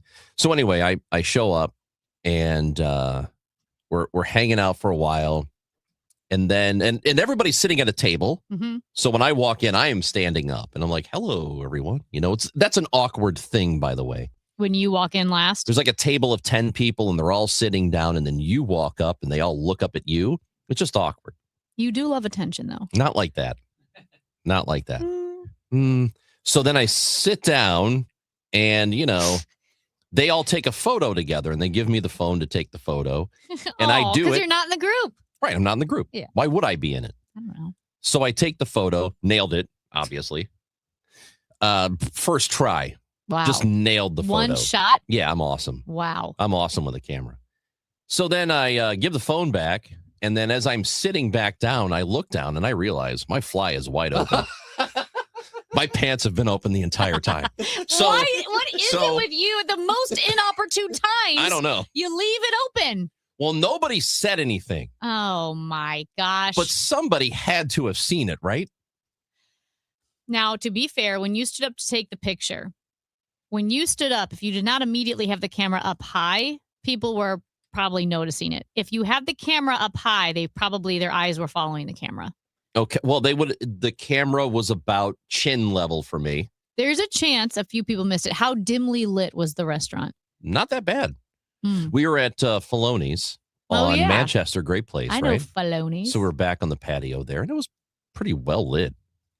I noticed it as soon as I... Was it, okay, sometimes the fly is open, and the zippers are still pretty attracted to each other. Was yours gaping? Oh, this was a canyon. Yeah. Yeah, it was open. You know, like a coin purse, how you can squeeze it? It was squeezing the coin purse Yes. open. All the change would have fallen out. All the change would have fallen out. That's what I mean, because sometimes the change doesn't fall out. Your change didn't fall out, did it? Well, no, I'm not. I'm not commando. Like I've got everything. Yes. If the change fell out, then No, they I all like to be noticed. supported. So I think. What are the odds? So here's my question: what are the odds that anybody saw it? Yeah. And if they did, would somebody have said something to me? Yes. You think so? Were these industry people? This industry? Any kind of broadcast industry, television, radio, journalism. Yes. Yeah. I feel like yes, because they would be like, "Hey, idiot, your pants are open." Yeah, I think The change purse. Somebody had to have noticed. I feel like. Do you think she's getting text messages on the group thread today like, "Hey, your BF had his pants open"? I sincerely at hope the table. so. I sincerely hope so. Would she tell you? Yeah. I feel like she would absolutely Yeah, tell she you. hasn't yet. So Hmm. I'm a little I'm a little might have concerned. been. It's interesting. Maybe the quietest, shyest of them all was the one that noticed. That's what I think. And there was one person there Yeah. who I did not hear speak a word. So I bet she noticed. Now, I don't think this hasn't ruined anything for me, right? But I'm self-conscious about it now. Well, I've been thinking here's what about they're it going to do. all night You and all always, day. if someone has a bug, right, in their nose, Yeah. if someone has their fly open, you can't help but think a little less of them in the moment. So I do think all of these people think less of you. So let me also throw out this question. Would you rather be caught with your pants open by mistake? Hey, I didn't say pants down. You said, well, Would you rather be caught with your fly open or a boog in your nose? Would you rather somebody see you with the pants open or the boog? pants. Matt? Boog? No. Yeah. James O'Sullivan, boog or pants? Thumbs up for boog. Yeah. Oh, So boog. James, and I can't decide. Well, okay, everyone here, I hope you all wear underpants. I think I'm going with pants. I think I'd rather my fly be open on accident than a booger. A boog Because is a booger's the gross. kind of thing that when you see it, it's just really hard to unsee ever. And I think that if I saw somebody with it, I would always think about that time I saw him with a boog. Right. You're always going to picture the boog. That's right. And it's easy to make, if your pants are open, it's Mhm. easy to make eye contact with the person with the pants open Yeah. and not accidentally look at the pants because it's so far away, Yeah. distance. But the boog and the eyeball, too close. Mm-hmm. Too close. You will make eye contact with the boog accidentally. Okay. Well, let me know if I've been had. No one's made me yet, as far as I know. But Major Garrett's never been more excited to join our show. I tell you this much, We're I gonna am ask not. him? Remember last week we asked if he wore shorts in the cold weather? Yeah. And we were stunned to find out he does. Yeah. We got to ask him about the bug pant. Do we? Yeah. All I think right. if we do it quickly, we don't waste All his right. time. All right, you can ask him when we come back. Major Garrett. Yeah, it's your No, turn. This is your problem. I asked about the shorts last week. Now you have to ask about this. I think I should ask. Chris and Amy on KMOX. Major Garrett is next.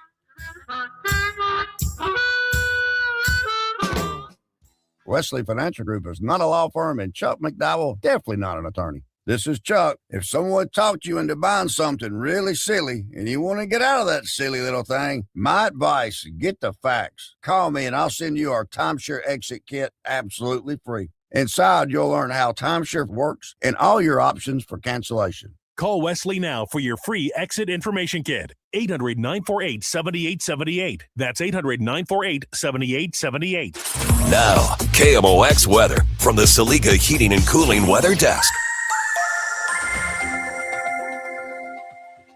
It is pretty beautiful out there, 48 degrees. And looking outside, it's still sunny. Still sunny, increasing cloudiness as the day goes on. A high of 55 tonight, cloudy. A low of 32. Weather sponsored by Meadowview Memory Care.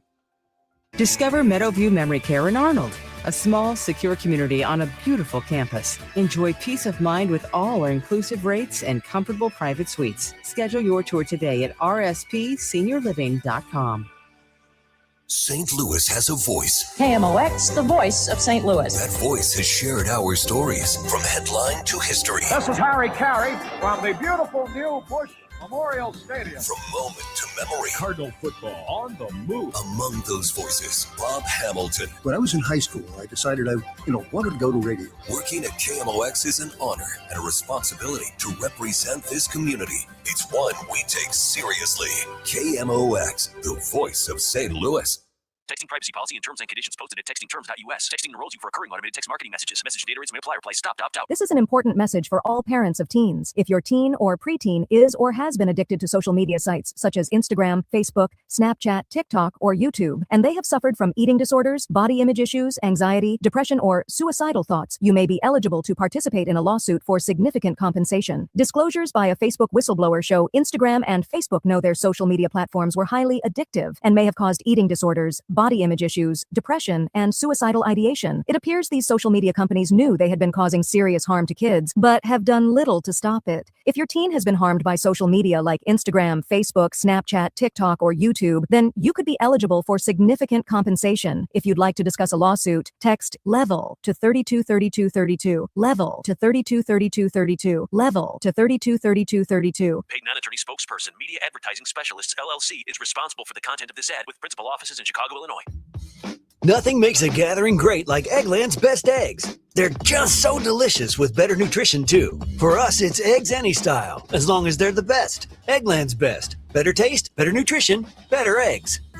Here in St. Louis, we take pride in supporting our health and our community. That's why more and more families are turning to Neovitin multivitamins, created by a local physician and made right here in the U.S. using the highest quality domestic and international ingredients. With formulas for men, women, and adults 50 plus, Neovitin helps keep St. Louis families energized, supported, and ready for life. Find Neovitin at your local Dierbergs, Schnucks, and online at neovitin.com. Neovitin, trusted nutrition from St. Louis for St. Louis. Hey, it's Matt Pauley. I'm in Jupiter, Florida, covering Cardinals spring training as the Redbirds get ready for a new season. Listen for Matt's Reports Daily. Sponsored by St. Louis Composting and Happy Roof on the voice of the Cardinals, KMOX.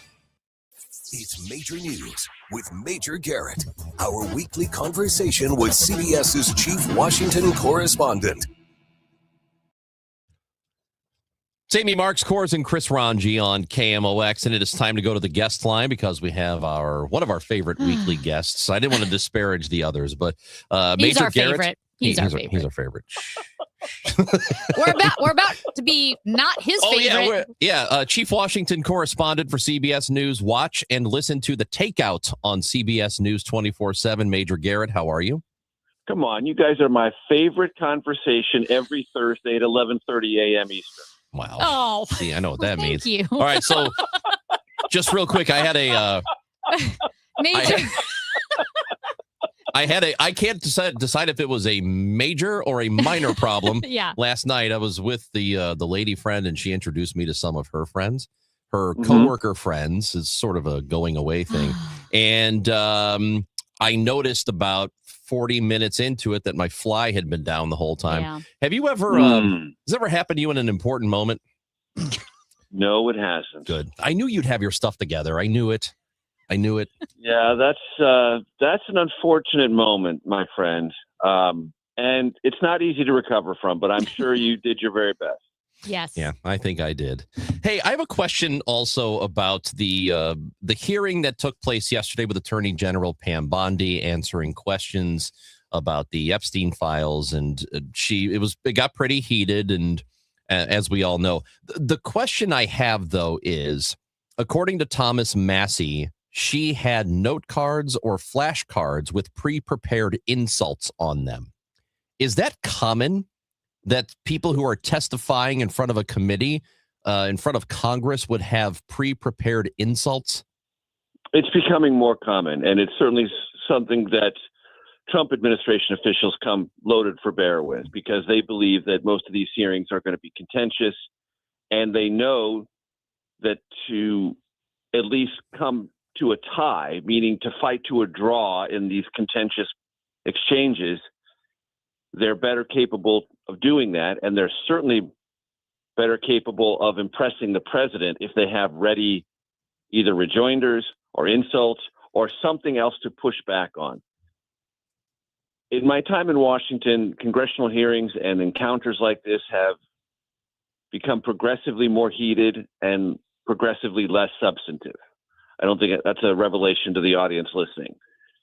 They're more spectacle now than ever before. And now part of the spectacle is have either your staff, your writers, yourself put together ready-made insults. So if you can't answer the substantive question, you can answer back with an insult or a jibe or some other thing that at least lets you fight to a television draw.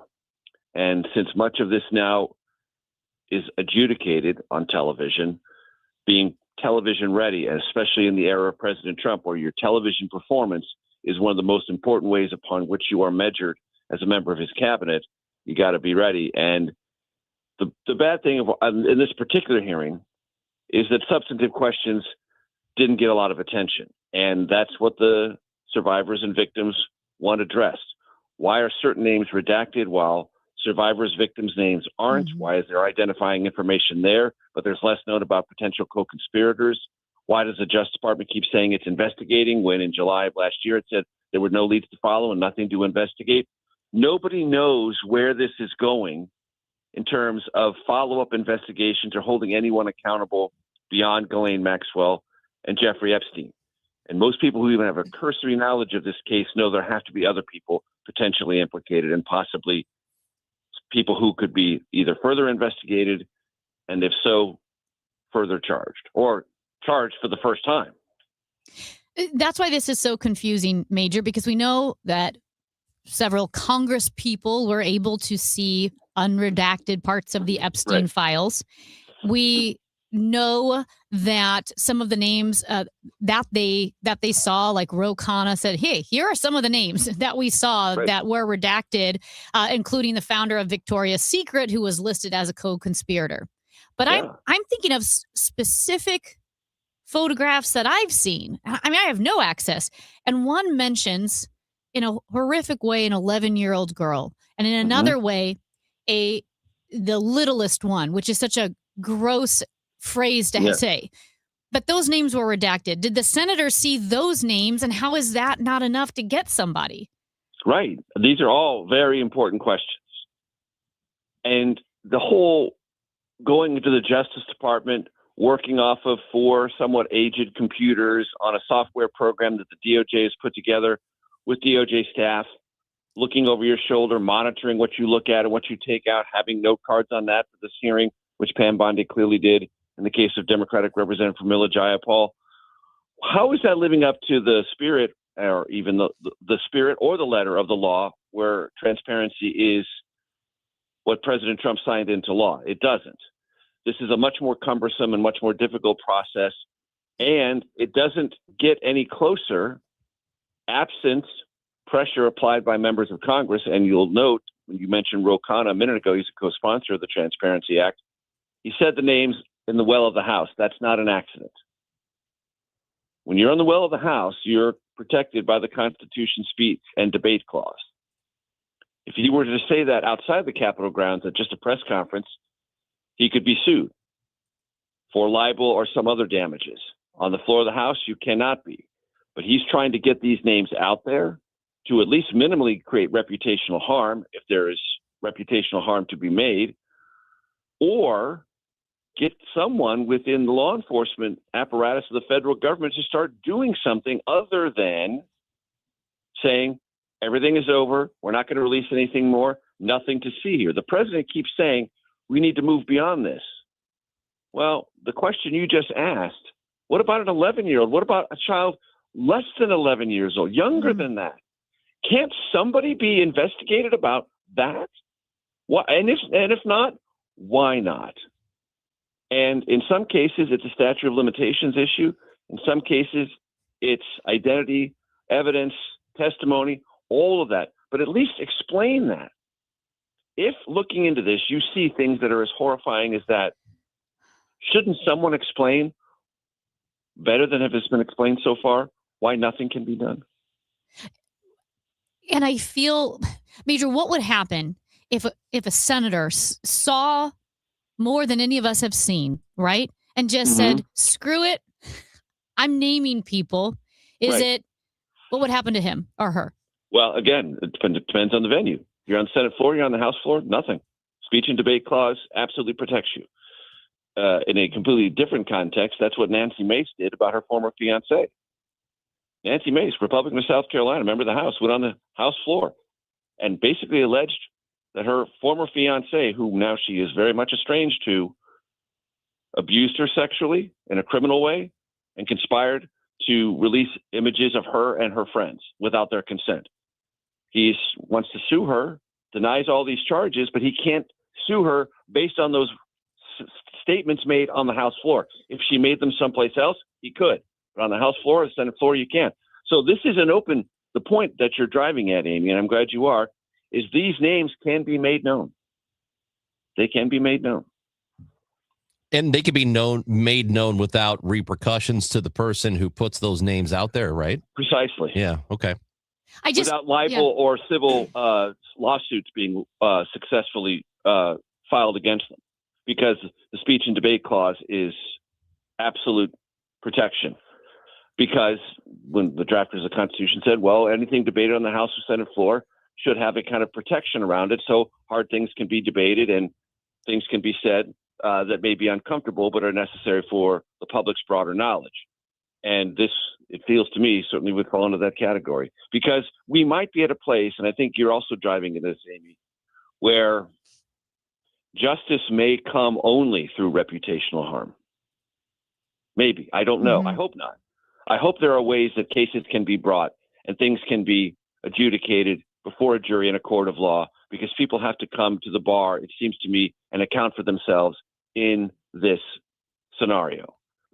But if that can't happen, the next best thing, certainly having talked to many survivors on my show and lawyers who represent them, the reputational harm and the potential to use civil action to at least extract something from them who harmed these young girls much earlier in their lives in a civil way is another avenue. But you can't get there without disclosure and transparency. Meanwhile, in Minnesota, Trump is ending the immigration surge there. So what does that actually mean? What does it look like? And what happens next? Because there are still some lawmakers and the public is, not everybody, but a majority of the public is not happy with the way things went down there. No, 2 American citizens are dead, and they didn't have to die. You can have a fractious, and this country's had a fractious and up and down debate over what Renee Good should or shouldn't have done in that situation, what Alex Preddy shouldn't or shouldn't have done. But in no circumstance should they have been killed. They could have been arrested, detained, other far less lethal options were readily available to federal law enforcement. That is clear. Whether what happened is a prosecutable crime, I don't know. I certainly know, based on past precedent in our country, the state should be brought in as co-investigator in those matters. It should not be handled entirely by the federal government. But the drawdown is significant. It allows Minneapolis to try to go back to where it was before Operation Metro Surge.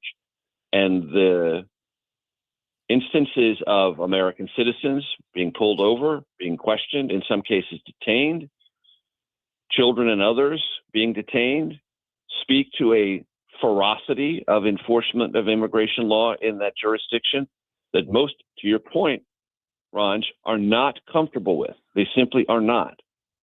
And the administration can use all the rhetoric it wants to about the worst of the worst, but their very own statistics, which my colleague Camilo Montoya Galvez broke earlier this week, do not back that up. That they're all criminal records with terrible crimes. No, they aren't.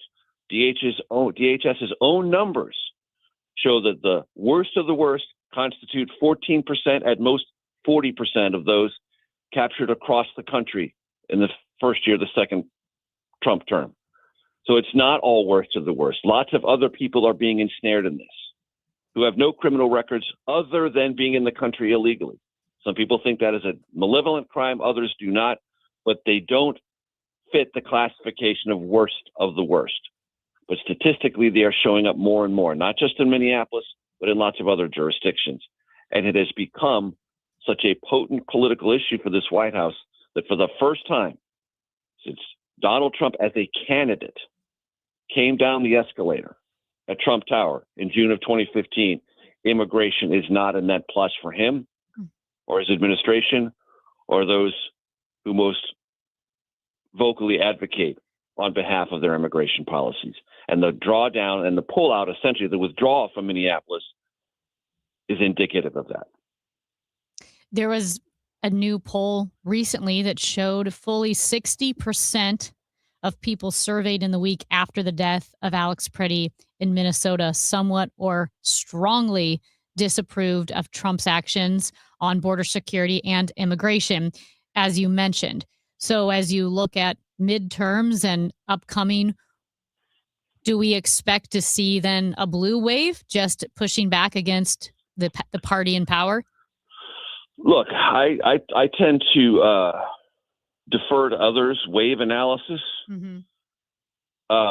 Elections happen district by district by district, and Senate race by Senate race by Senate race. And things that are true today may not be true 3 months from now.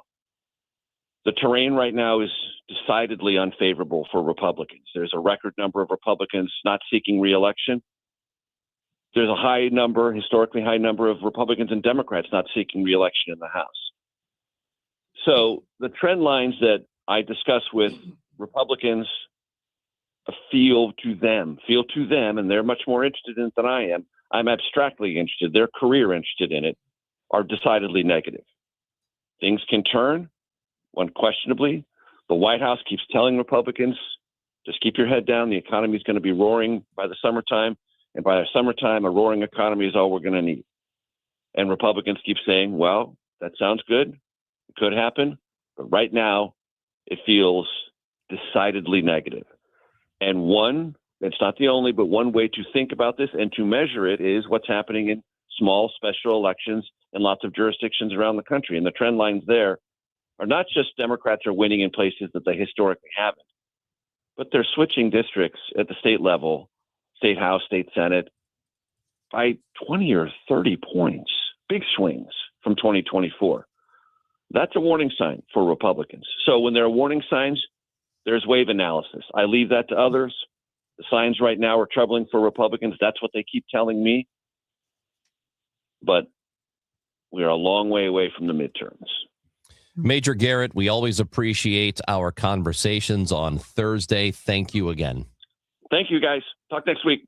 That is CBS Chief Washington Correspondent for CBS News, Major Garrett. And you should watch and listen to The Takeout on CBS News 24/7. That's Amy Mark Scores. I'm Chris Ranji on KMOX. It's time for a $98 furnace tune-up.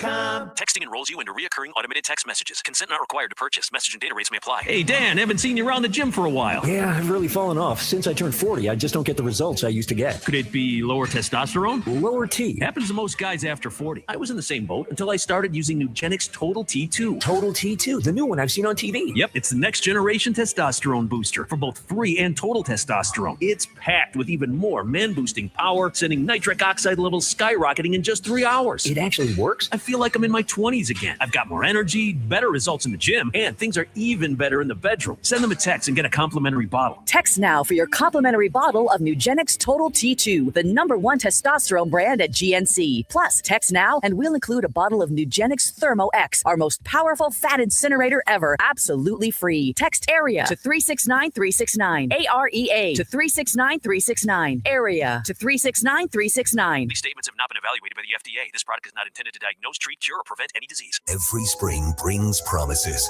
and every spring delivers surprises. This year, the Cardinals are writing a new story, and there will be plenty of surprises. Matt Pauley is in Jupiter with inside access to Camp Cardinals. Presented by St. Louis Composting. Composting, growing gardens and making memories. And Happy Roof. We always create happy endings. From breakout performances to roster revelations, get reports throughout the day on the voice of the Cardinals. KMOX. Thy ticket, Lady Jennifer of Coolidge. Well, many thanks, good sir. Hereeth my Discover card. They accept Discover at Renaissance fairs? Yeah, they do here. Discover is accepted at the places that I love to shop. Getteth with the times. With the times?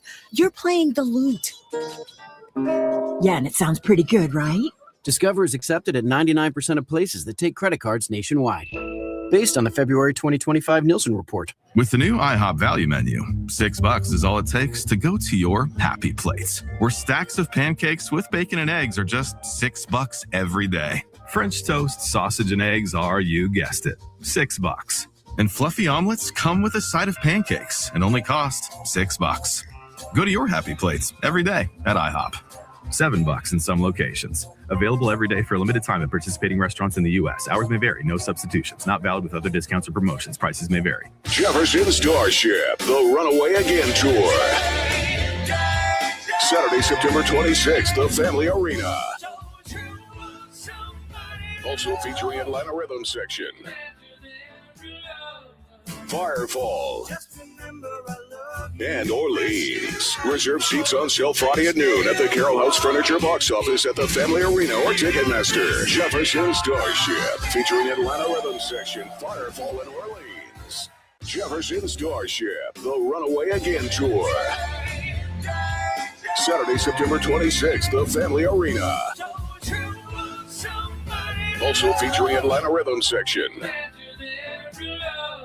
Firefall, and Orleans. Reserve seats on sale now at the Carroll House Furniture box office at the Family Arena or Ticketmaster. Jefferson Starship, featuring Atlanta Rhythm Section, Firefall, and Orleans. Are you turning 65 or new to Medicare? Humana knows not everyone has the same needs when picking a Medicare Advantage plan. Now that I'm retired, I want to enjoy the life I've worked hard to build. So I want a plan that covers me when I'm traveling the country. Humana has a plan for that. As a veteran, I want a plan that fills in the gaps my VA coverage doesn't provide, like dental care. Humana has a plan for that. I feel good about my health. I just want care and coverage with predictable costs. No surprises. Humana has a plan for that. With a Humana Medicare Advantage plan, you get coverage and benefits that focus on what matters most to you. Learn more at gethumana.com. Humana, a more human way to healthcare. Humana is a Medicare Advantage HMO and PPO organization with a Medicare contract. Enrollment in any Humana plan depends on contract renewal.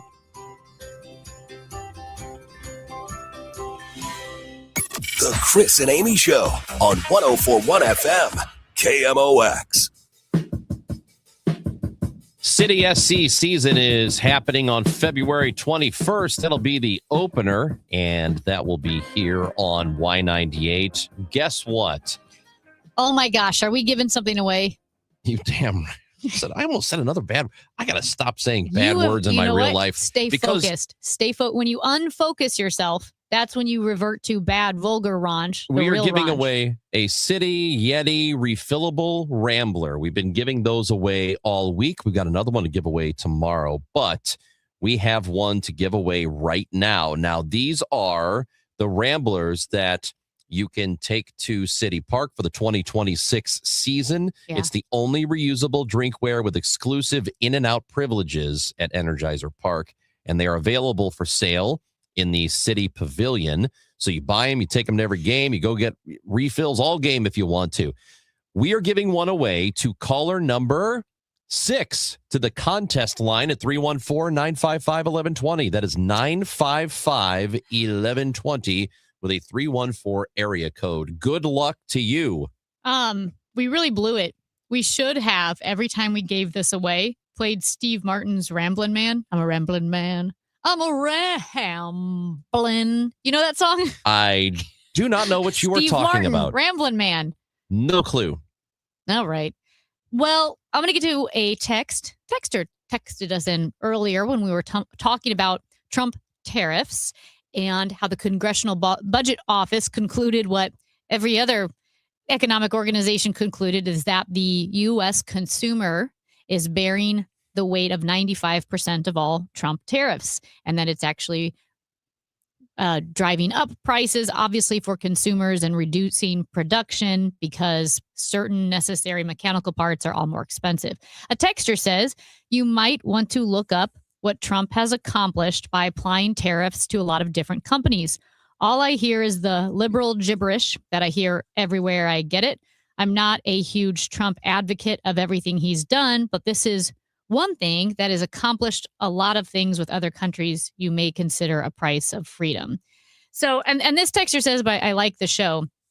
Here's the thing. Numbers can be manipulated. And the Trump administration tweeted out, quote, "For the first time since 1999, American steel production has surpassed Japan's. Further proof that President Trump's trade policy is working," end quote. Now, the National Review, which is a very conservative magazine, says the first part of that statement is true, that the annual U.S. steel production in 2025 was higher than Japanese steel production for the first time in 26 years. Remember the second part where it says further proof that President Trump's trade policy is working? They say that second part is not true. President Trump and his allies want you to think that American steel output has overtaken Japan's because it has increased, presumably because of tariffs on imported steel and steel products. The National Review continues. But take a closer look at the data. U.S. steel production barely budged higher in 2025, and it's lower than what it was as recently in 2021. The main reason America now makes more steel than Japan is that Japan is producing far less steel than it used to, from 100 million metric tons a decade ago to just over 80 million. The story that the Trump administration is touting is thus a story of Japanese decline, not the resurgent triumph of the American steel industry at the hand of his protectionist tariffs. Also, and that is we appreciate the text message, but also it's not liberal gibberish just because you don't like it. And again, thank you for the text, but gibberish, underused word. I like it. Underused. I like it. But also it means nonsense, and these numbers aren't nonsense. That's Amy Marks Kors. I'm Chris Ranji. There is an effort in the state of Missouri to restrict screen time for kids in school. We're going to talk to the state rep who is behind it. Trisha Burns joins the show next on KMOX. I'm John Morgan.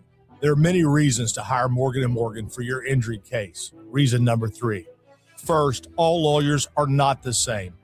If my family had an injury case and I couldn't hire us, there are only about 3 to 4% of the lawyers out there that I would hire. And here's why. Most of them rarely, if ever, go to trial. They just take the last best offer. Hell, you can do that yourself. Do this. If you're looking for a lawyer, Google Morgan & Morgan results and see what comes up. It may shock you. Then Google the firm you're thinking of hiring and do the same. That may shock you as well. We became the largest injury firm in the world for a reason. We won a lot. $30 billion and counting. Morgan & Morgan, or thepeople.com. Who would I hire? I'd hire us. The choice of a lawyer is an important decision and should not be based solely upon advertisements. Past results afford no guarantee of future results. Every case is different and must be judged on its own merits. Okay, I have to tell you, I was just looking on eBay where I go for all kinds of things I love, and there it was. That hologram trading card. One of the rarest. The last one I needed for my set. Shiny like the designer handbag of my dreams. One of a kind. eBay had it, and now everyone's asking, ooh, where'd you get your windshield wipers? eBay has all the parts that fit my car. No more annoying. Just beautiful. Millions of finds, each with a story. eBay. Things people love. Hey, can you blow up some balloons for Jack's party? I can't. I'm so congested. You need Sinex Saline from Vicks. Sinex Saline Nasal Spray. Yeah, just Sinex. Breathe. Sinex Saline instantly clears everyday congestion associated with colds and year-round allergies with a gentle, ultra-fine mist that's no mess and easy to control. Daddy, we need more balloons. On it. Enjoy life's important moments without congestion. Try Sinex Saline from Vicks. Just Sinex. Breathe. Use as directed. Dreaming of college but worried about the cost? The Together Foundation is here to help. The Together Foundation is awarding 5 $1,500 scholarships to St. Louis area students who are ready to take the next step toward their future. Applying is simple, but time is limited, as applications will be accepted through March 31st. Learn more or apply at togethercu.org/scholarship. That's togethercu.org/scholarship. This community message has been brought to you by Together Credit Union. Celebrating 100 years of informing and entertaining. KMOX AM St. Louis, KMOX FM Hazelwood, the voice of St. Louis.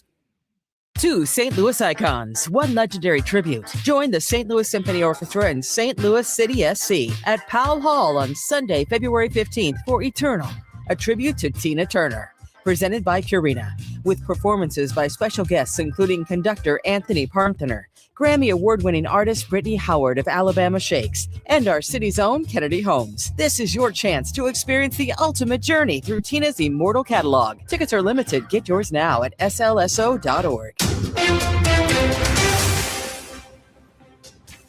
It is 11 o'clock, and we've got sunshine with a few clouds in downtown St. Louis.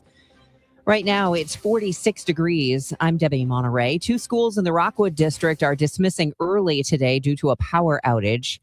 Marquette High School and early childhood preschool classes have been dismissed for the rest of the day. The school district says a transformer malfunction left the buildings without power. Board Czar Tom Homan says that the immigration crackdown in Minnesota is coming to an end. Michigan Senator Gary Peters at the Senate Homeland Security Committee meeting this morning says video provides an important look at abuses by Border Patrol and ICE officers. Americans have seen on video with their own eyes as law enforcement officers from the Department of Homeland Security have tackled and beaten U.S. citizens in the streets, as they've broken windows and yanked U.S. citizens from their cars, as they've been pepper sprayed in the face at point blank, and as they have shot and killed 2 U.S. citizens. Peters was referencing Alex Preddy and Renee Good, both shot during the surge of federal immigration officers. Minnesota Governor Tim Walz at a news conference says the feds are leaving with many unanswered questions. Where and what is the process of the investigations into those that were responsible for the deaths of Renee and Alex? Researchers have found exercise trains the brain to build endurance. Study author Nicholas Bedley at the University of Pennsylvania says after exercise, there's increased activity in the part of the brain that regulates energy use and body weight. He says the findings could help a lot of people get stronger physically. Any kind of disease related to aging, loss of muscle mass is one of the biggest predictors of morbidity. So if we can find a way to artificially activate this in conjunction with your daily routine, you might be stronger physically. The Alton River Dragons College Summer League baseball team confirms one of its incoming 2026 players has been injured in a bus crash. On their social media account, the River Dragons sent out condolences to Nick Ryan over the death of one of his Iowa Lakes Community College teammates in Wednesday's accident. The Iowa State Patrol says all 33 people on board that bus suffered some type of injury in the rollover. Ryan is said to be okay and recovering. From the KMOX business desk, speaking of buses, due to a decline in ridership, funding cuts, and bus driver shortages, St. Charles officials are making some changes to bus service in the city. The Ride STC program that takes people from the city to the Metro Transit Station in Earth City will end April 1st. The Charlie bus will see fares go from 50 cents to $2, then increase each year until it hits $5. Both the state of Missouri and the federal government have cut funding and grants for public transit. Clouds and some sunshine this afternoon with a high topic out of about 55. Tonight, partly to mostly cloudy and chilly, though 35. Tomorrow, more sun than clouds, but becoming warmer, high 63. Saturday, cloudy and noticeably cooler with some rain in the afternoon and at night. Saturday's high 49. From the Saliga Heating and Cooling Weather Desk, I'm AccuWeather meteorologist Joe Lundberg on 104.1 FM KMOX. Right now, it is sunny downtown, a few clouds, 46 degrees. I'm Debbie Monterey, KMOX News. Chris Ronchi, Amy Marks Kors. The Chris and Amy Show on 104.1 FM, KMOX.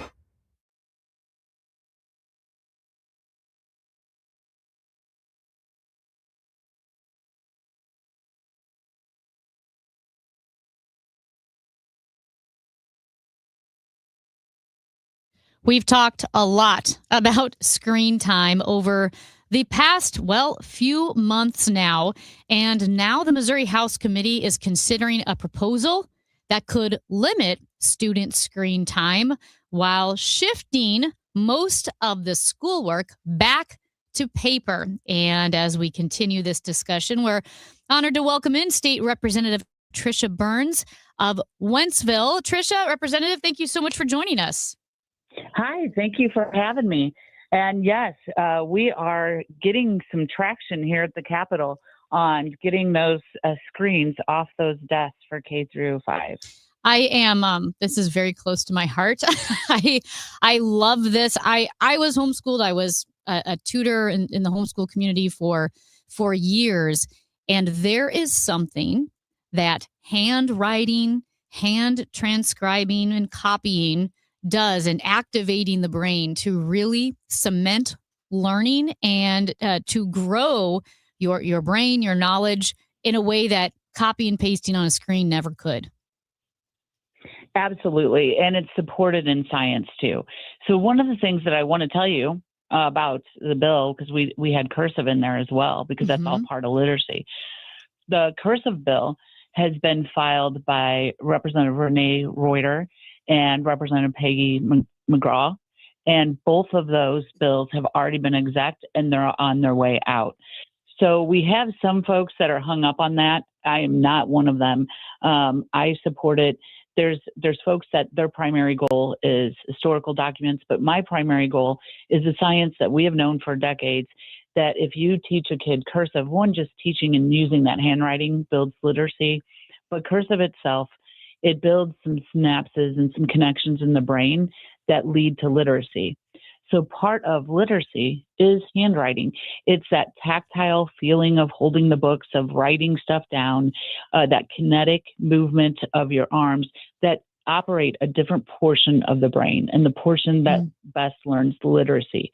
When we go to keyboards and to screens, that keyboard is just muscle movement and muscle memory. That is not activating the brain in the way that children develop in order to learn literacy. And there's a great book by Dr. Horvath from his book's Digital Delusion. Mm-hmm. He was one of them that spoke at Senator Ted Cruz's hearing in January. Even the federal government, in a bipartisan way, is looking at the screens and even pointing to the screens in education. What I don't think people realize is Missouri has gone from doing pretty well over a decade ago to being in the bottom 10 of the country. We don't have time to keep pretending like if you give a first grader an iPad, they'll become the next tech genius. That has got to stop. The data was never there. Even Steve Jobs never gave his kids iPads. So does that mean, though, that Missouri and schools in Missouri are using screens, laptops, iPads at a higher rate than other states are doing it? Well, what we do have that situation. I had a gal from the state Louisiana School Board. You may have heard about Mississippi Miracle, and that was their big comeback in education. Louisiana did the same thing. And I saw her in committee present, and I ran out and talked to her in the hallway. And I said, can you tell me what is your daily screen time for K through 5? And she looked at me confused, like she didn't know exactly what I was asking. And so she said, oh, are you talking about cell phones? Yeah, we banned cell phones. And I said, well, we banned cell phones too last year. But no, I'm talking about how long do you let them use their laptops and their iPads on their desk in the classroom? And she's like, well, we don't do that at all. Like, just completely floored that we're giving kindergartners iPads. Now, here's the thing. As people are starting to see the science and then they talk to teachers, they're realizing this is not anti-teacher. This is the most pro-teacher bill that we've done in a long time. This is saying we don't want teachers supervising app play in their classrooms. We want them leading the discussions, leading the education. And that's how we're gaining all this momentum. But some folks just believe that, and I did too. I'm going to tell you, I absolutely was like, oh yeah, if you push tech, that's going to be great. But they really believe that in order for a kid to advance and excel, it needs to be on computers. And the math and the science is just not there. You know, it's so interesting that you bring up the brain synapses and how the brain actually physically develops with handwriting, and how it's part of literacy. It's part of building those fine motor skills and, you know, the tactile experience of the whole thing. It's great for memorizing because you're able to retain knowledge. It makes a deeper divot, you could say, in your brain when you're writing something down versus copying it or even typing it out. And I think of how smartphones have hurt my focus. I'm 42 years old. I grew up handwriting everything, right? Reading lots of books. I read for hours a day. And in the years since I started using smartphones, I've seen those capabilities atrophy. And I've seen loss of focus, and it's harder for me to remember things. And I'm thinking, I already built all those muscles. But if we send 5-year-olds, 6-year-olds, 10-year-olds into the world and they never built those muscles in the first place, because they were on screens, I think we're setting them up for real failure and to not meet their potential because they've never been asked to. Let me give you some scary numbers, right? Because when I say that the Capitol is becoming aware of this quickly, it is because of one of these facts here. There's many, but let me give you one. In K through 3rd foundational reading assessment, okay, which was 24 through 25. There was a study of it's all the reporting, right? So it was grade kindergarten, right? Beginning of the year. 66% of the kids came into kindergarten meeting expectations, okay? 21% were at risk, all right? That is the beginning of kindergarten. After they were given a Missouri education, and we do require, the government has put into our documents, DESE has requirements that even kindergarten is using technology in some form or fashion, right?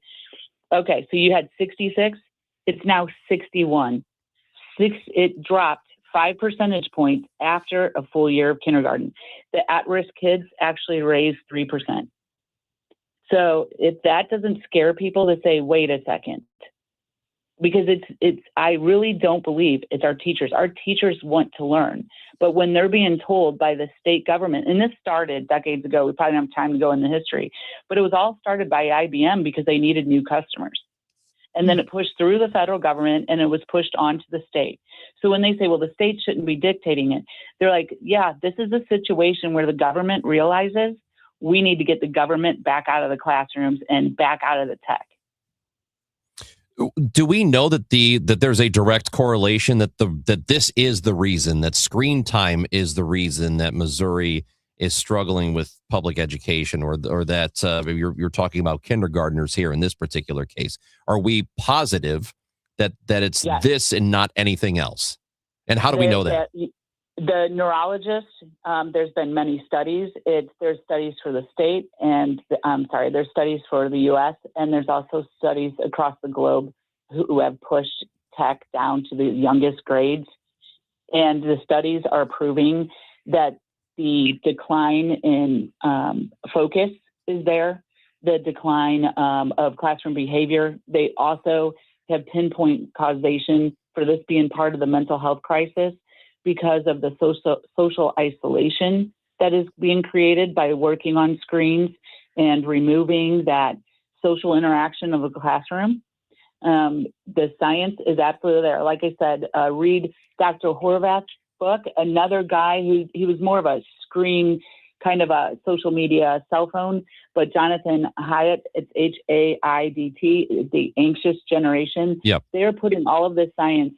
And one of the scariest things that Dr. Horvath said at Senator Cruz's committee was he said, this generation that was born like 2000 to 2012, they're the first generation that are cognitively less capable than their parents. Yeah. That is scary. Think about what that actually means. And that is proven in the data. And there have been more and more outlets from The Economist to The Atlantic, the New York Times reporting on EdTech. The Economist, their lead was EdTech is profitable. It's also mostly useless. As you said, the data shows that EdTech often fails to improve students' learning outcomes, and often we see learning outcomes deteriorate. And yet the EdTech market is billions and billions of dollars. It's very profitable for those companies. Oh, I have no doubt they're going to come for me because these boats are moving fast. We went from this being kind of a quiet conversation to teachers all across the state are weighing in, and it's becoming a national conversation, as you see with the senator. Missouri was the first group to ever talk about this. I filed this bill in a set up by a committee policy fashion, right? I did that in 2024. First we could find. If we do this, we may still be the first, right? And think about what that's going to kick off if we start moving the boats and going from a one-on-one computer assignment to going back to books and paper and pen. But today I got Speaker John Patterson to co-sponsor, Chad Perkins, our Speaker Pro Tem, our Assistant Floor Leader, co-sponsoring the bill.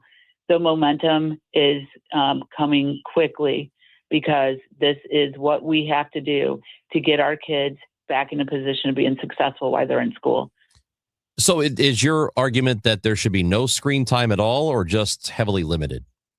Well, I do know that a lot of the advocates across the country who are deeply involved in looking at the science, there is, so far, what we have found is there's not an app that can prove that it benefits a kid. Mm-hmm. All right. So there's no science that proves it.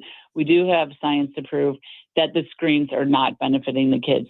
So there's some advocates, they'll say you should have zero, especially in K through 3. There should be 0 iPads and Chromebooks inside that classroom. Now, what we're doing is we had our committee hearing, and this is such an abrupt change for administration across our public schools, because like I said, the state of Missouri was pushing this. Teachers were fighting back, and the state of Missouri pushed it because it was pushed by the federal government, okay? So what we're doing is we're going to amend the bill, and we're going to take it more to the school boards are going to be responsible for a policy over the next year, because we got to signal to them, hey, we're very serious. Do not go and replace all your Chromebooks with brand new iPads, so that next year when you need to move back to books and paper, you're sitting there saying, well, I already just bought brand new iPads, or I just renewed a 3-year subscription, right? So the first thing is setting the signal that the school boards need to take action. The second thing is we need a committee that has mental health professionals, that has pediatricians. The eye health is very important. Administrators, education, and parents, okay? And then we think that would probably be some really good guidance so that we can show everyone the science and have a model policy. So that is what we're looking at is having this bill, instead of being so heavy-handed, having it lead in year one, right after this is passed, and then push further when we can show all the data and advise our school boards across the state. State Representative out of District 63, Tricia Burns, we appreciate your time. Thank you for being with us today. Thank you. Have a good one. Bye-bye. Tricia Burns, again, represents Wentzville. So if you're out in that area, she is your representative. It's the Chris and Amy Show on KMOX. Can I take your coat? Oh, you noticed. Yeah, I found it on eBay from a seller in Vegas. Pre-loved and perfect. She listed it and jackpot. Italian leather, classic trench silhouette. And did you see the braided buckle? Hang on to your claim ticket. Oh, I'll hang on to this forever. Have you been on eBay? There's so many finds. And I bet that diving watch would sell fast. Just saying. Find what you love, sell what you don't. eBay. Things people love. DQ presents The Spicy Menu. For a limited time, try the new Flamethrower Chicken Strip Basket for $6.99 with spicy, bold strips that heat you up. Served with a side of famous DQ Soft Serve as a dip to cool you down. That's right, dip those spicy chicken strips right into Soft Serve, plus fries and toast, all for just $6.99. And add a new pineapple lemonade sparkler or cooler made with tahini. It's the limited time only Spicy Menu. Get it delivered in the DQ app. Happy, tastes good. Participation may vary. My ride smells just right, just right, just right, just right. Y'all gotta try that Febreze car. Just right, just right, just right. Yeah. La la la la la. With up to 40 days of consistency, all over Febreze car clips right on your bed. You know my car's my happy place. Keep a smile on my face when it smells just right, just right, just right. Yeah. Breathe happy Febreze. La la la la. At the UPS Store, we know being a small business owner means holiday time is still go time. Still get those orders shipped time. And still re-up on stamps and supplies time. That's why this upcoming holiday, while others close up shop, we'll be open. And happy to help you keep being unstoppable. Come into your local store today. Most locations are independently owned. Product services, pricing, and hours of operation may vary. See Center for details. The UPS Store. Be unstoppable. Hi, it's Debbie Monterey with Gloria Liu, your home sold guaranteed realty. Welcome back, Gloria. For years now, you've been on KMOX helping families plan their next big move with your Guaranteed Sold program. For those planning to sell their home this year, what's your best advice? Thank you. My advice is simple. Do your homework before listing your home. Our market is stabilizing, inventory is tightening and moving fast. In other words, the realtor you choose to sell your home really matters. That's why my sellers love my Guaranteed Sale program. I guarantee to sell your home at your agreed upon price and time frame, or I will buy it myself. I have thousands of buyers in my buyers in waiting database, so your home may already been sold before it's ever hit the market. Higher demand, more competition, and more money for your home. Friends, if you want a realtor who will guarantee results, call the one I trust, Gloria Liu, at 314-325-6888. That's 314-325-6888, or visit GloriaHasTheBuyers.com. Gloria and seller must agree on price and possession date. Join us on February 15th at Powell Hall as the St. Louis Symphony Orchestra and St. Louis City SC brings us Eternal, a tribute to Tina Turner, presented by Purina, with special guests Brittany Howard of Alabama Shakes and Kennedy Holmes. Experience the ultimate journey through Tina's immortal catalog. Tickets are limited. Get yours now at slso.org. Texting privacy policy and terms and conditions posted at textingterms.us. Texting enrolls you for recurring automated text marketing messages. Message data rates may apply. Reply stop, opt out. This is an important message for all parents of teens. If your teen or preteen is or has been addicted to social media sites such as Instagram, Facebook, Snapchat, TikTok, or YouTube, and they have suffered from eating disorders, body image issues, anxiety, depression, or suicidal thoughts, you may be eligible to participate in a lawsuit for significant compensation. Disclosures by a Facebook whistleblower show Instagram and Facebook know their social media platforms were highly addictive and may have caused eating disorders, body body image issues, depression, and suicidal ideation. It appears these social media companies knew they had been causing serious harm to kids, but have done little to stop it. If your teen has been harmed by social media like Instagram, Facebook, Snapchat, TikTok, or YouTube, then you could be eligible for significant compensation. If you'd like to discuss a lawsuit, text LEVEL to 323232, LEVEL to 323232, LEVEL to 323232. Paid non-attorney spokesperson, Media Advertising Specialists, LLC, is responsible for the content of this ad with principal offices in Chicago, Illinois. One city, one voice. KMOX, the voice of St. Louis. Hey, congratulations, Matt from St. Charles. Way to go, Matt. Won the, not you. That's illegal. Pajeski, not you. Matt from St. Charles, who won the Yeti, the City SC Yeti Rambler, the refillable Rambler that you could take to Energizer Park all year and refill it as many times as you want. He won that one. We are going to give away, and those are, by the way, available in the City Pavilion if you want to buy one. But we have one more to give away. That will be tomorrow. We also have a pair of Zach Brown tickets. Oh. Zach Brown. No, Zach Bryan. Zach Bryan. Zach Now Bryan. you've confused the people. Zach Brown is the chicken fried guy. It's all the same. I mean, they're picking and grinning. It's all the same. They're picking and grinning. Is that a country phrase? Picking and grinning? It's like bluegrass music. Yeah, okay. That's I don't what think, you wait, do. Zach Bryan's not bluegrass. No, none of them are. They're both country acts. But Zach Brown is more like, oh, pickup truck. And then Does Zach Bryan have any Zach pickup Bryan truck is songs? well, Pickup truck, I don't know. beer, blue jeans. He's a little more like Noah Khan. I don't know. I could be wrong, but like he's a little like cooler, I guess. Yeah, he's less bro country. Yes, less bro country. Luke Bryan Luke is the bro country. Not Zach Bryan, Luke Bryan. Luke and not Luke Zach Bryan Brown. is different. Yes. Luke Bryan. Why are they all named this? I don't know, dude. Why do they all have two first names? Couldn't tell you. Couldn't tell you. Although Zach Brown's a last name. Zach Brown is. Yeah. Toby At any Keith. rate, we are doing. Oh, that's a tough one. Zach Bryan, who is not Even bro Garth Brooks. country. Garth Brooks was Yeah. two first name That's guy. like Channing Tatum. No, it's not. It's at all. the That's just same. you. No, it's not. You're the only person who thinks that. Are we giving these tickets away now? No. No. Calm down. Fake out. Didn't say anything about that. Okay, well, but we still have to give them away. Yeah, so you got to be people need listening for your chance You're to running win. out of time. Zach Bryan. The listener's running out of time. If you don't win today, you have just tomorrow. So most of you are gonna be losers. Well, hey, I have remember a couple weeks ago, a few months ago, I talked about Amazon delivery drivers. Yeah. And love them because of the Amazon delivery drivers, we are way too spoiled. You can order something and get it in several hours. The next day feels standard now. It's wild when you have to wait 2 days for something. You know, we are very spoiled. But it also means that Amazon delivery drivers are driving at all times of the morning and night, it seems.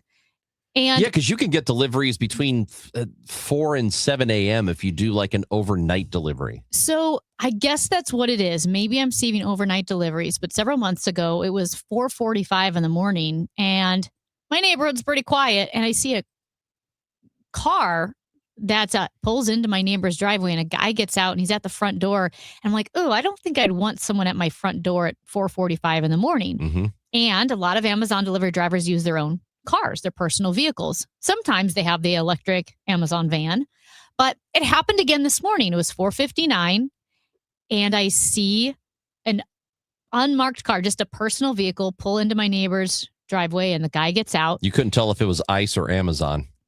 Well, Amazon has friendly blue vests. Oh, they do have the friendly Yes. blue vests. Amazon Okay. has friendly vests. And the thing is, it's not that I'm mad at Amazon. I'm not mad at anybody. I'm just wondering if, gosh, for the Amazon workers' safety. For their safety and they should for be the marked people in the better. house, either Yeah. marked better or maybe you make the first delivery at 5, not at 4. And I get it. Maybe, like I said, it's convenience. It's the consumer who's demanding this. But I don't necessarily want something delivered at 4:30 in the morning. But my goodness, if a husband or a wife or a kid orders something and the parents don't know it, which happens all the time, it's one click Yep. on your mom's phone or your dad's phone. And then some guy you happen to get up and go to the bathroom, you look out the window, there's a guy in the front yard. I just feel like it's not great. Maybe this is me turning into an old lady. Am I being weird? I think you're half weird on it, but also half right, because there is something about seeing a person get out of a car, walk up to a house at 4 or 5 in the morning when it's still dark out. Yeah, that's because you're not used to getting deliveries that early in the morning. We've never gotten deliveries that early in the morning. It's either you wait for your mail, which is during normal hours when the sun is up, or that's it, right? And so now this is a little bit different. The overnight was like a good I said, point. I've had it done. I've had it, I've had the 4 to 7 a.m. delivery before. Yeah. You wake up and it's there. And I haven't thought about the person who had to make that delivery. Right. That it could Shocking. be weird for them. Well, yeah. No, but that's a good point. When you bring up the overnight, I guess my initial response was I thought it was just general deliveries. But if you're expecting an overnight, that helps. Right. As far as ease the tensions. Yeah. So. But you wouldn't want to do it. I mean, no joking. I'm not joking. You wouldn't want to do that in Minnesota right now. And I'm not. That's honest to goodness, right? No. You would not want to wouldn't. do that in Minnesota right now. That's right.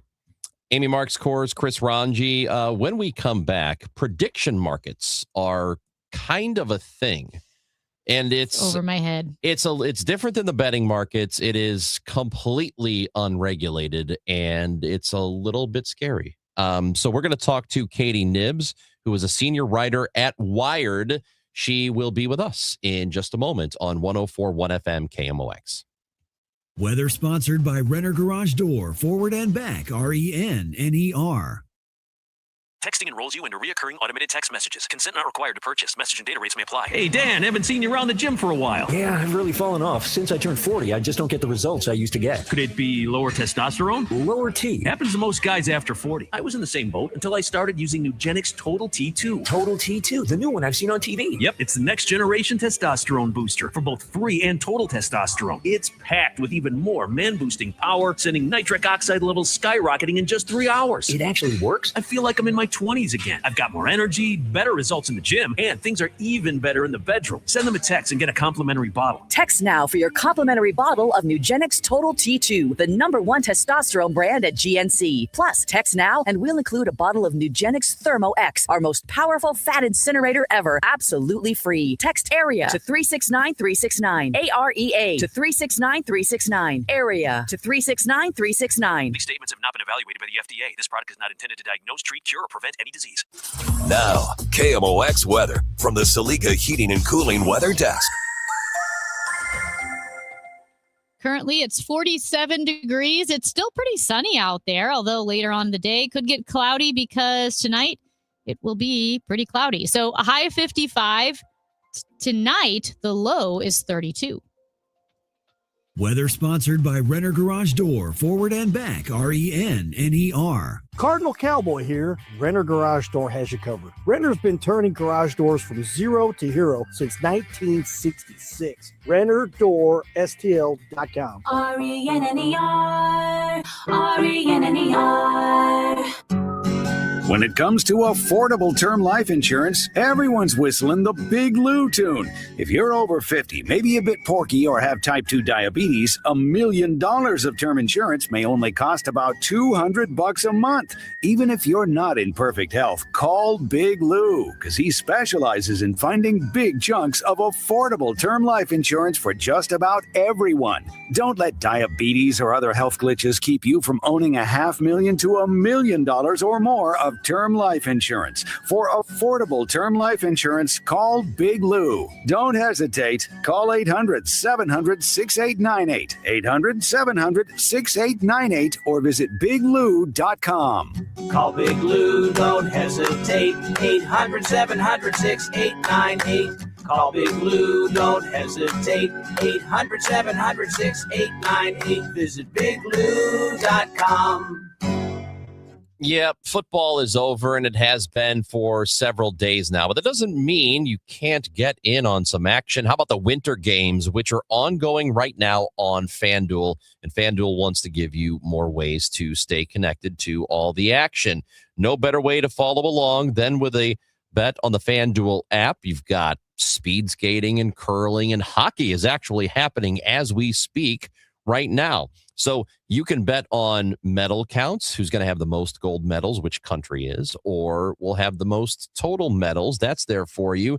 Game lines, of course, all of those are available on an app that is very easy to use and is super secure as well. Just go to FanDuel.com/Missouri to get started.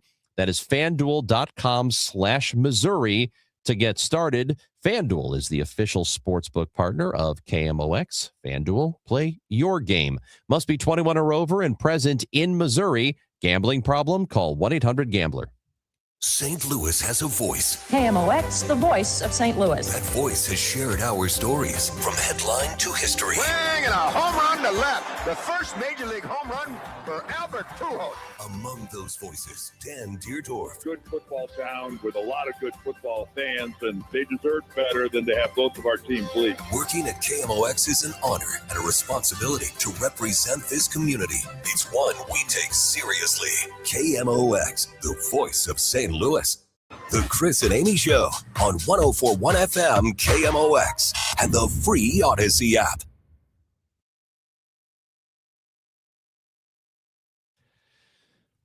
So just recently, 2 Israelis have been charged in connection with the use of suspected classified information to place bets on a prediction platform called Polymarket. And what they were betting on was regarding military operations, and they had allegedly used classified information to place these bets. Now, for those that don't know, we've talked a lot about sports betting, which is a completely separate animal from what we're getting into now with these prediction markets like Polymarket or Kalshi.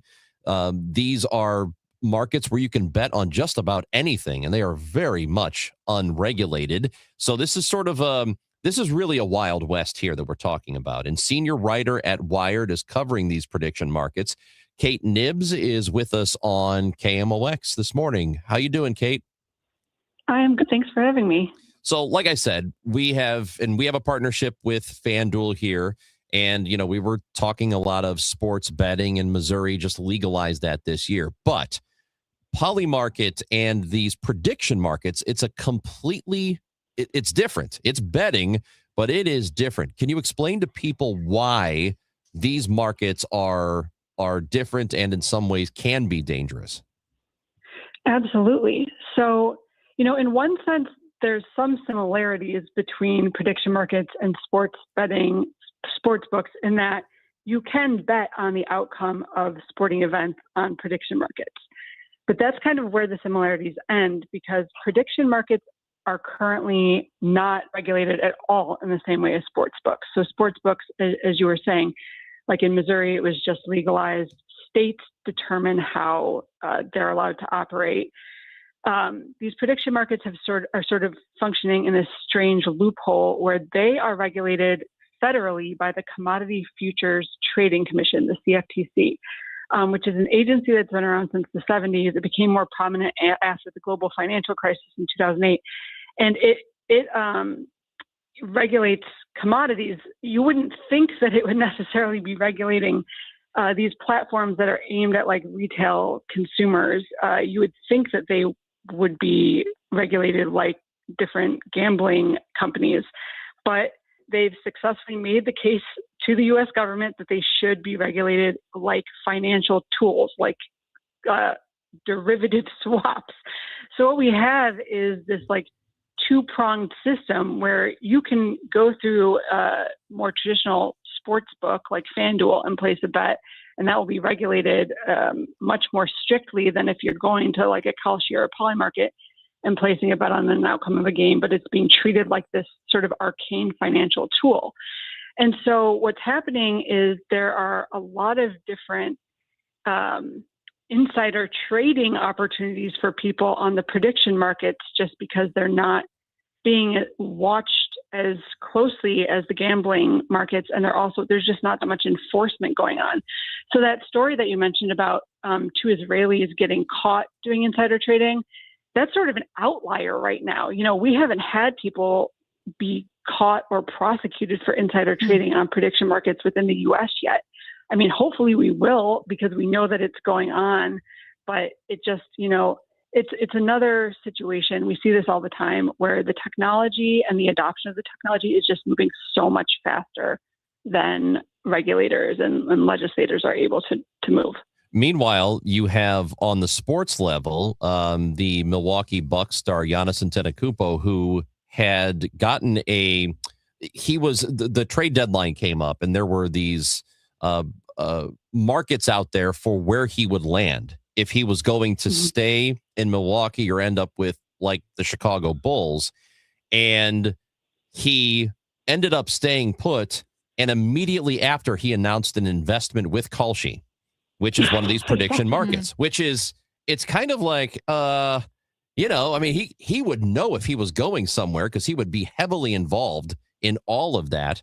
So that's, that's the kind of thing I think people are concerned about, is that this dude knew, and then in the end, he ended up being an investor. Yeah, and I think that's a totally reasonable concern. And I know that, these companies will tell you they have rules against insider trading. But you have to wonder, okay, are these rules being strictly enforced? There just seems to be, as you're saying, like a lot of opportunities that are arising for people who might want to take advantage of money-making opportunities when they have information that hasn't become public yet to do so in how this is currently set up. And I do want to note there's major conflict happening right now between states and different government officials and like the CFTC and these companies. The CFTC really wants to maintain control over regulating these companies. Its new head, Michael Selig, has come out and said that he thinks it's correct that it's in charge of regulating these companies. But then you have different states pushing back on this. There's a lot of lawsuits going on right now. Like just Tennessee earlier, like a few weeks ago, had a controversy where someone who was working in college football was caught insider trading. And a judge in Tennessee just 2 days ago was arguing that it was ridiculous that these companies weren't subject to state gaming laws. And so I have a feeling that there will be cases that wind all the way up to the Supreme Court on this issue, because it's something that, especially states like Nevada, where gambling is really important to their revenue, like they're not going to just they're not going to go quietly on this issue. Yeah. Kate, I told people if they have not seen the 60 Minutes special on Polymarket and its CEO, founder, Shane Copeland, it was so eye-opening to me, because I'm not a gambler, a sports bettor, kind of all, I hear the numbers. Oh, this line is, minus 200. And it just goes over my head. Like, I'm just not into it. And I watched the Polymarket special with Anderson Cooper. And for people who aren't familiar, Copeland, he dropped out of NYU in his freshman year during COVID. He was asking himself questions like, when is this going to end? When will the vaccine be ready? When will the shelter in place be over? And he decided, hey, I'll create something where people can bet on it. And that's what he created. And he showed Anderson Cooper the main page for Polymarket with 15 categories: politics, culture, sports, finance. And within each, there are more questions. He said there were 10,000 questions that people could bet on, yes or no. And my guess is when it is that big and it has to do with politics or macroeconomics or culture, people are going to know things, be the equivalent of insider traders, and have the ability to bet. Oh, absolutely. I mean, if I was like an unscrupulous person, I could have created, a category of like, how will Kate Knibb say, XYZ on this radio show at 11:41, and then placed a huge bet on it and netted myself a nifty profit if anyone bet against me. Yeah. You know what I mean? Like, you can get there's so many people dabbling in the space right now. There's huge volumes of trading going on. So there are just, so many opportunities. It's pretty head spinning. Kate Knibb, senior writer at Wired, with us on KMOX, covering these markets, the prediction markets. And Polymarket was one of those, if you were on Twitter or if you were just looking at websites leading up to the 2024 election, it was one of those that you would kind of go to every day because they were predicting who was going to win between Harris and Trump. And you watch those lines move. So what is those particular lines, I guess I'd call them that, how are they determined? Is it based on who is betting, where most of the money is going in the moment, or are they setting their own lines? So they are not setting their own lines. And this is like another big distinction between a sports book where there is like a house making the odds and a prediction market. Prediction markets are considered peer-to-peer. So it's really just like a signal into public sentiment or like better sentiment. And one thing that I've been investigating that I'm probably going to write about soon is just how these prediction markets are like commonly seen as something that just like individuals are participating in, like they're, for you or me or someone who just likes to place bets. But increasingly, some of the users are like financial institutions. And so retail bettors like you or me are at a bit of a disadvantage increasingly because you'll be going up against hedge funds and not really know that. Yeah, it seems okay. We know that legislation and laws always trail far behind technology, right? We're seeing it with social media and Instagram. How far behind are legislators right now when looking at a market are looking at an industry like a poly market and saying, yeah, they're going to know how to curb abuse of this situation? I think in the near term, it's definitely going to stay a Wild West. We've seen some legislation introduced, like a piece was just introduced to stop elected officials from placing bets. But I don't think that legislating how the general public uses this is going to happen anytime soon, especially during this administration. This administration is very friendly to the idea that the CFTC should be regulating these markets. Donald Trump Jr. is an advisor to both Kalshi and Polymarket, and the Trump family's Truth Social is actually prepping its own prediction market that will be called Truth Predict.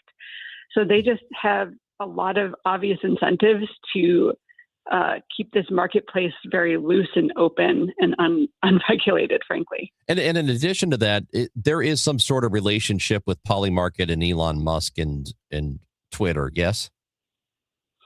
I believe that, yes, X whatever, and Polymarket have a partnership. Yeah. Polymarket has a partnership with a lot of different institutions, though. Like it's definitely not a fringe thing. It has Polymarket and Kalshi have partnerships with like the Dow Jones and CBS News and CNN. They're really becoming entrenched in like the financial news ecosystem and just like the greater financial ecosystem in a way that is pretty wild to watch unfold.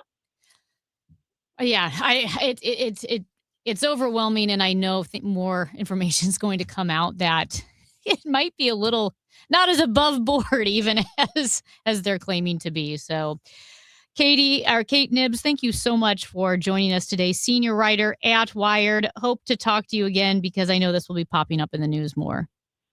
Anytime. Thank you. That is Kate Knibbs, senior writer at Wired.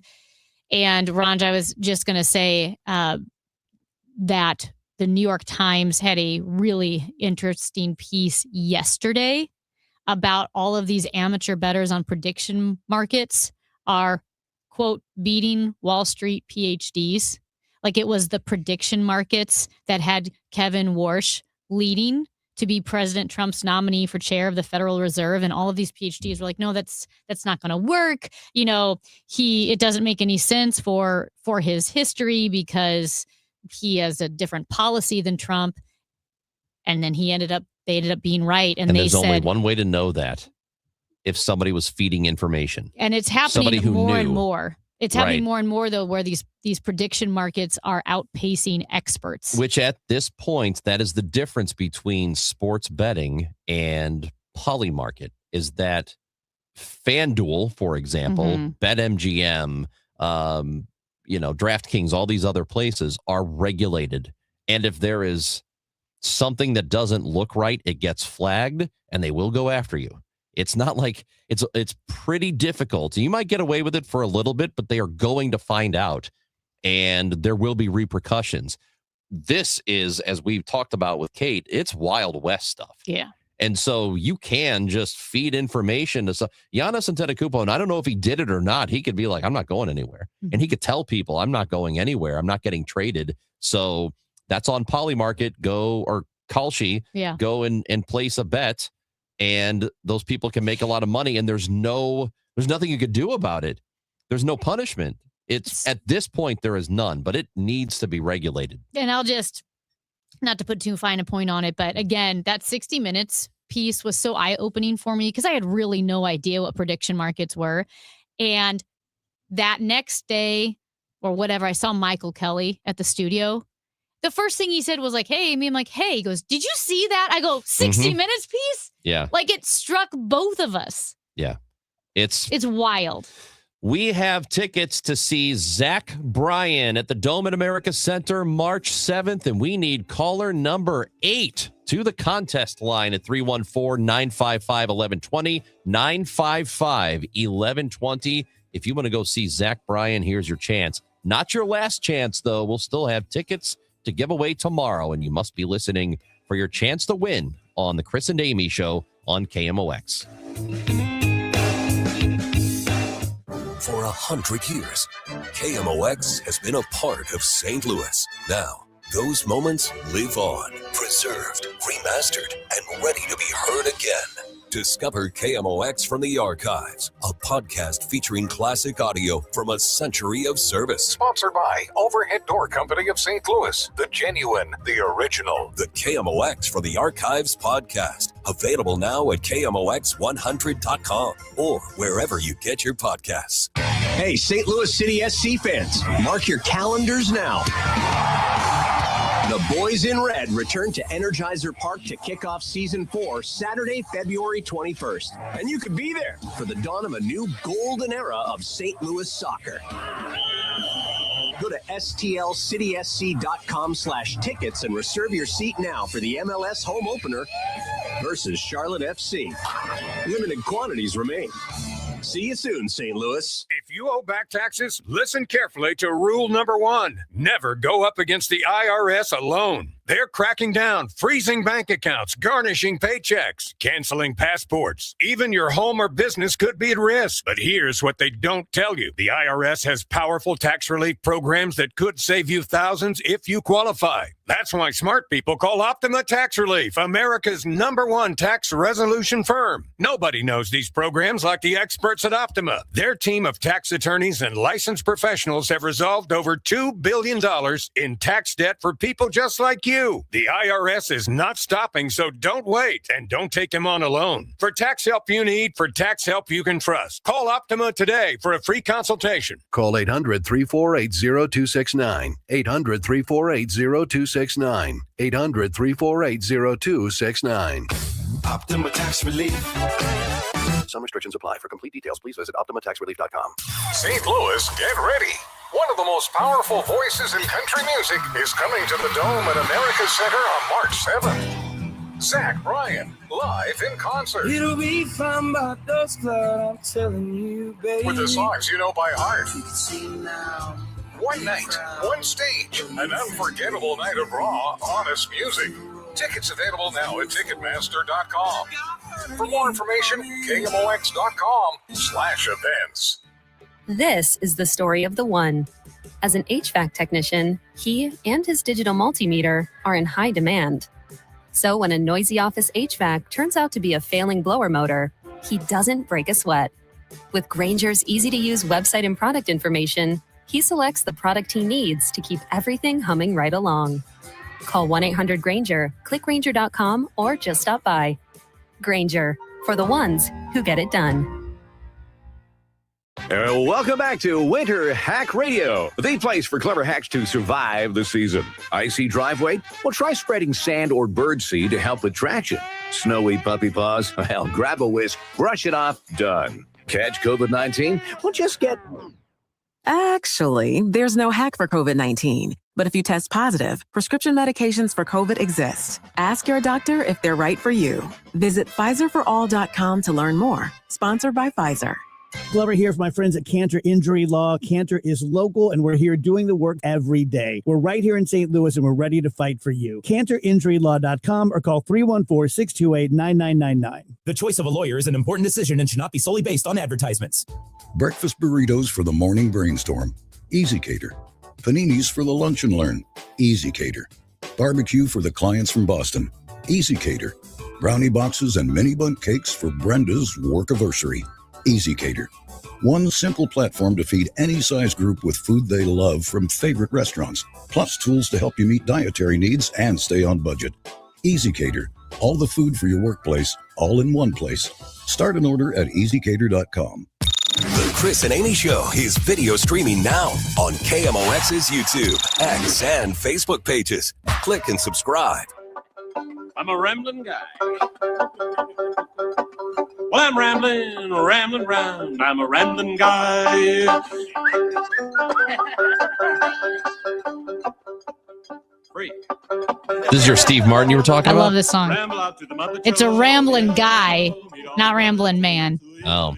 But I sang it the right way. Oh, yes, I am a rambling guy. And when we gave away the City Yeti Rambler, this is what you thought of.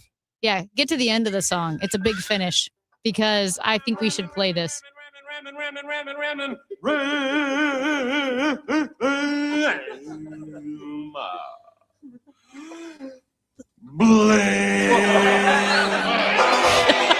You know, I just want to say I love Steve Martin. Steve Martin is, as they say, a national treasure. Yeah. And we should celebrate him. But I do think it's funny that everything you like is old. Everything I like is old. Well, here's the thing about... Have you heard about this new comedian, Steve Martin? That song was from 1979. That's correct. And he has said that his comedy is not funny anymore in the sense that he would never make it today. He goes, humor changes. Humor has evolved. And he goes, and I get it. He goes, I could never do the Arrow Through the Head tour today. Right. It wouldn't be funny. Which is really interesting because to me, it's funny to me now because I know it was back then. I know what he was. I like who he is. And just knowing that he was doing that back then, to me, it's still legit funny. But he's right. If some guy did an Arrow Through the Head today, I don't think anybody would. It's just not the zeitgeist of humor right now. I think it'd be really funny if somebody did. And Suspenders. Do that too. Bring back the classics. I do think Steve Martin is so funny. Well, yeah, he's great. Like when he tells his mom to carry his weights up to the attic because she doesn't do anything. He said, I work for a living. So I made my mom carry my barbells up to the attic. Very funny, dude. Anyway, we're going to play Brian from that. St. Louis. Do you guys know Brian? I do. Yeah. Well, you know what Brian did? Zach Bryan? No, just Brian. Oh. Brian from St. Louis. Oh, my gosh. He is not Brian, the inspector from Maryland Heights, is he? No, he's not that guy that everybody hates for some reason. We don't. Brian We're from just St. the Louis messengers. Yeah. won the Zach Bryan tickets. Congratulations, So Brian. Brian's going to go see Brian. Zach Bryan. Brian is not his first name. No, that is correct. Maybe we'll talk a little bit more about this tomorrow, but did you see the AI generated photos that the Mizzou women's basketball team tweeted out today? Because it's kind of a trend right now Or on they social tweeted out media. this week. I shouldn't say this today. It was this week. Yeah. And they are just getting absolutely destroyed. So it's photos of their players with those AI generated kind of animated look to them. They almost feel like advanced Bitmojis. Yes. That's what it looks like. And people are just all over them for it. I mean, Like, Chris why and would you Amy do show this? Chris and Amy show would never. Well, we're going to really give it to them tomorrow. But the reaction has been, why would you do this when you are at one of the best journalism creativity schools in the country? Why don't you use your students instead of using artificial intelligence slop? And they are just getting roasted as a result. So we'll talk a little bit more about this tomorrow. We're going that direction. I don't know how we can't head it off. We're not going to stop it. It's happening. It is going to happen, and it's going to be a part of our lives forever and ever and ever until we all die. Amy Marks, Kors, and Chris Ranji. Sooner rather than later? Man, what an attitude. We'll be back tomorrow at 9 a.m. You know what's Fine. coming up next, though? Please tell me. The Gas House Gang. That's right. I knew I was on the tip of my tongue. Bernie Miklasz and me, Matt Pauley will check in from spring training at 12. We have Chris Long, formerly of the St. Louis Rams, will be on the show at 12:15. And at 12:30, it is new sideline reporter and studio host for the St. Louis Cardinals on the TV side, Danny Wexelman. She'll join us at 12:30. The Gas House Gang is next on KMOX.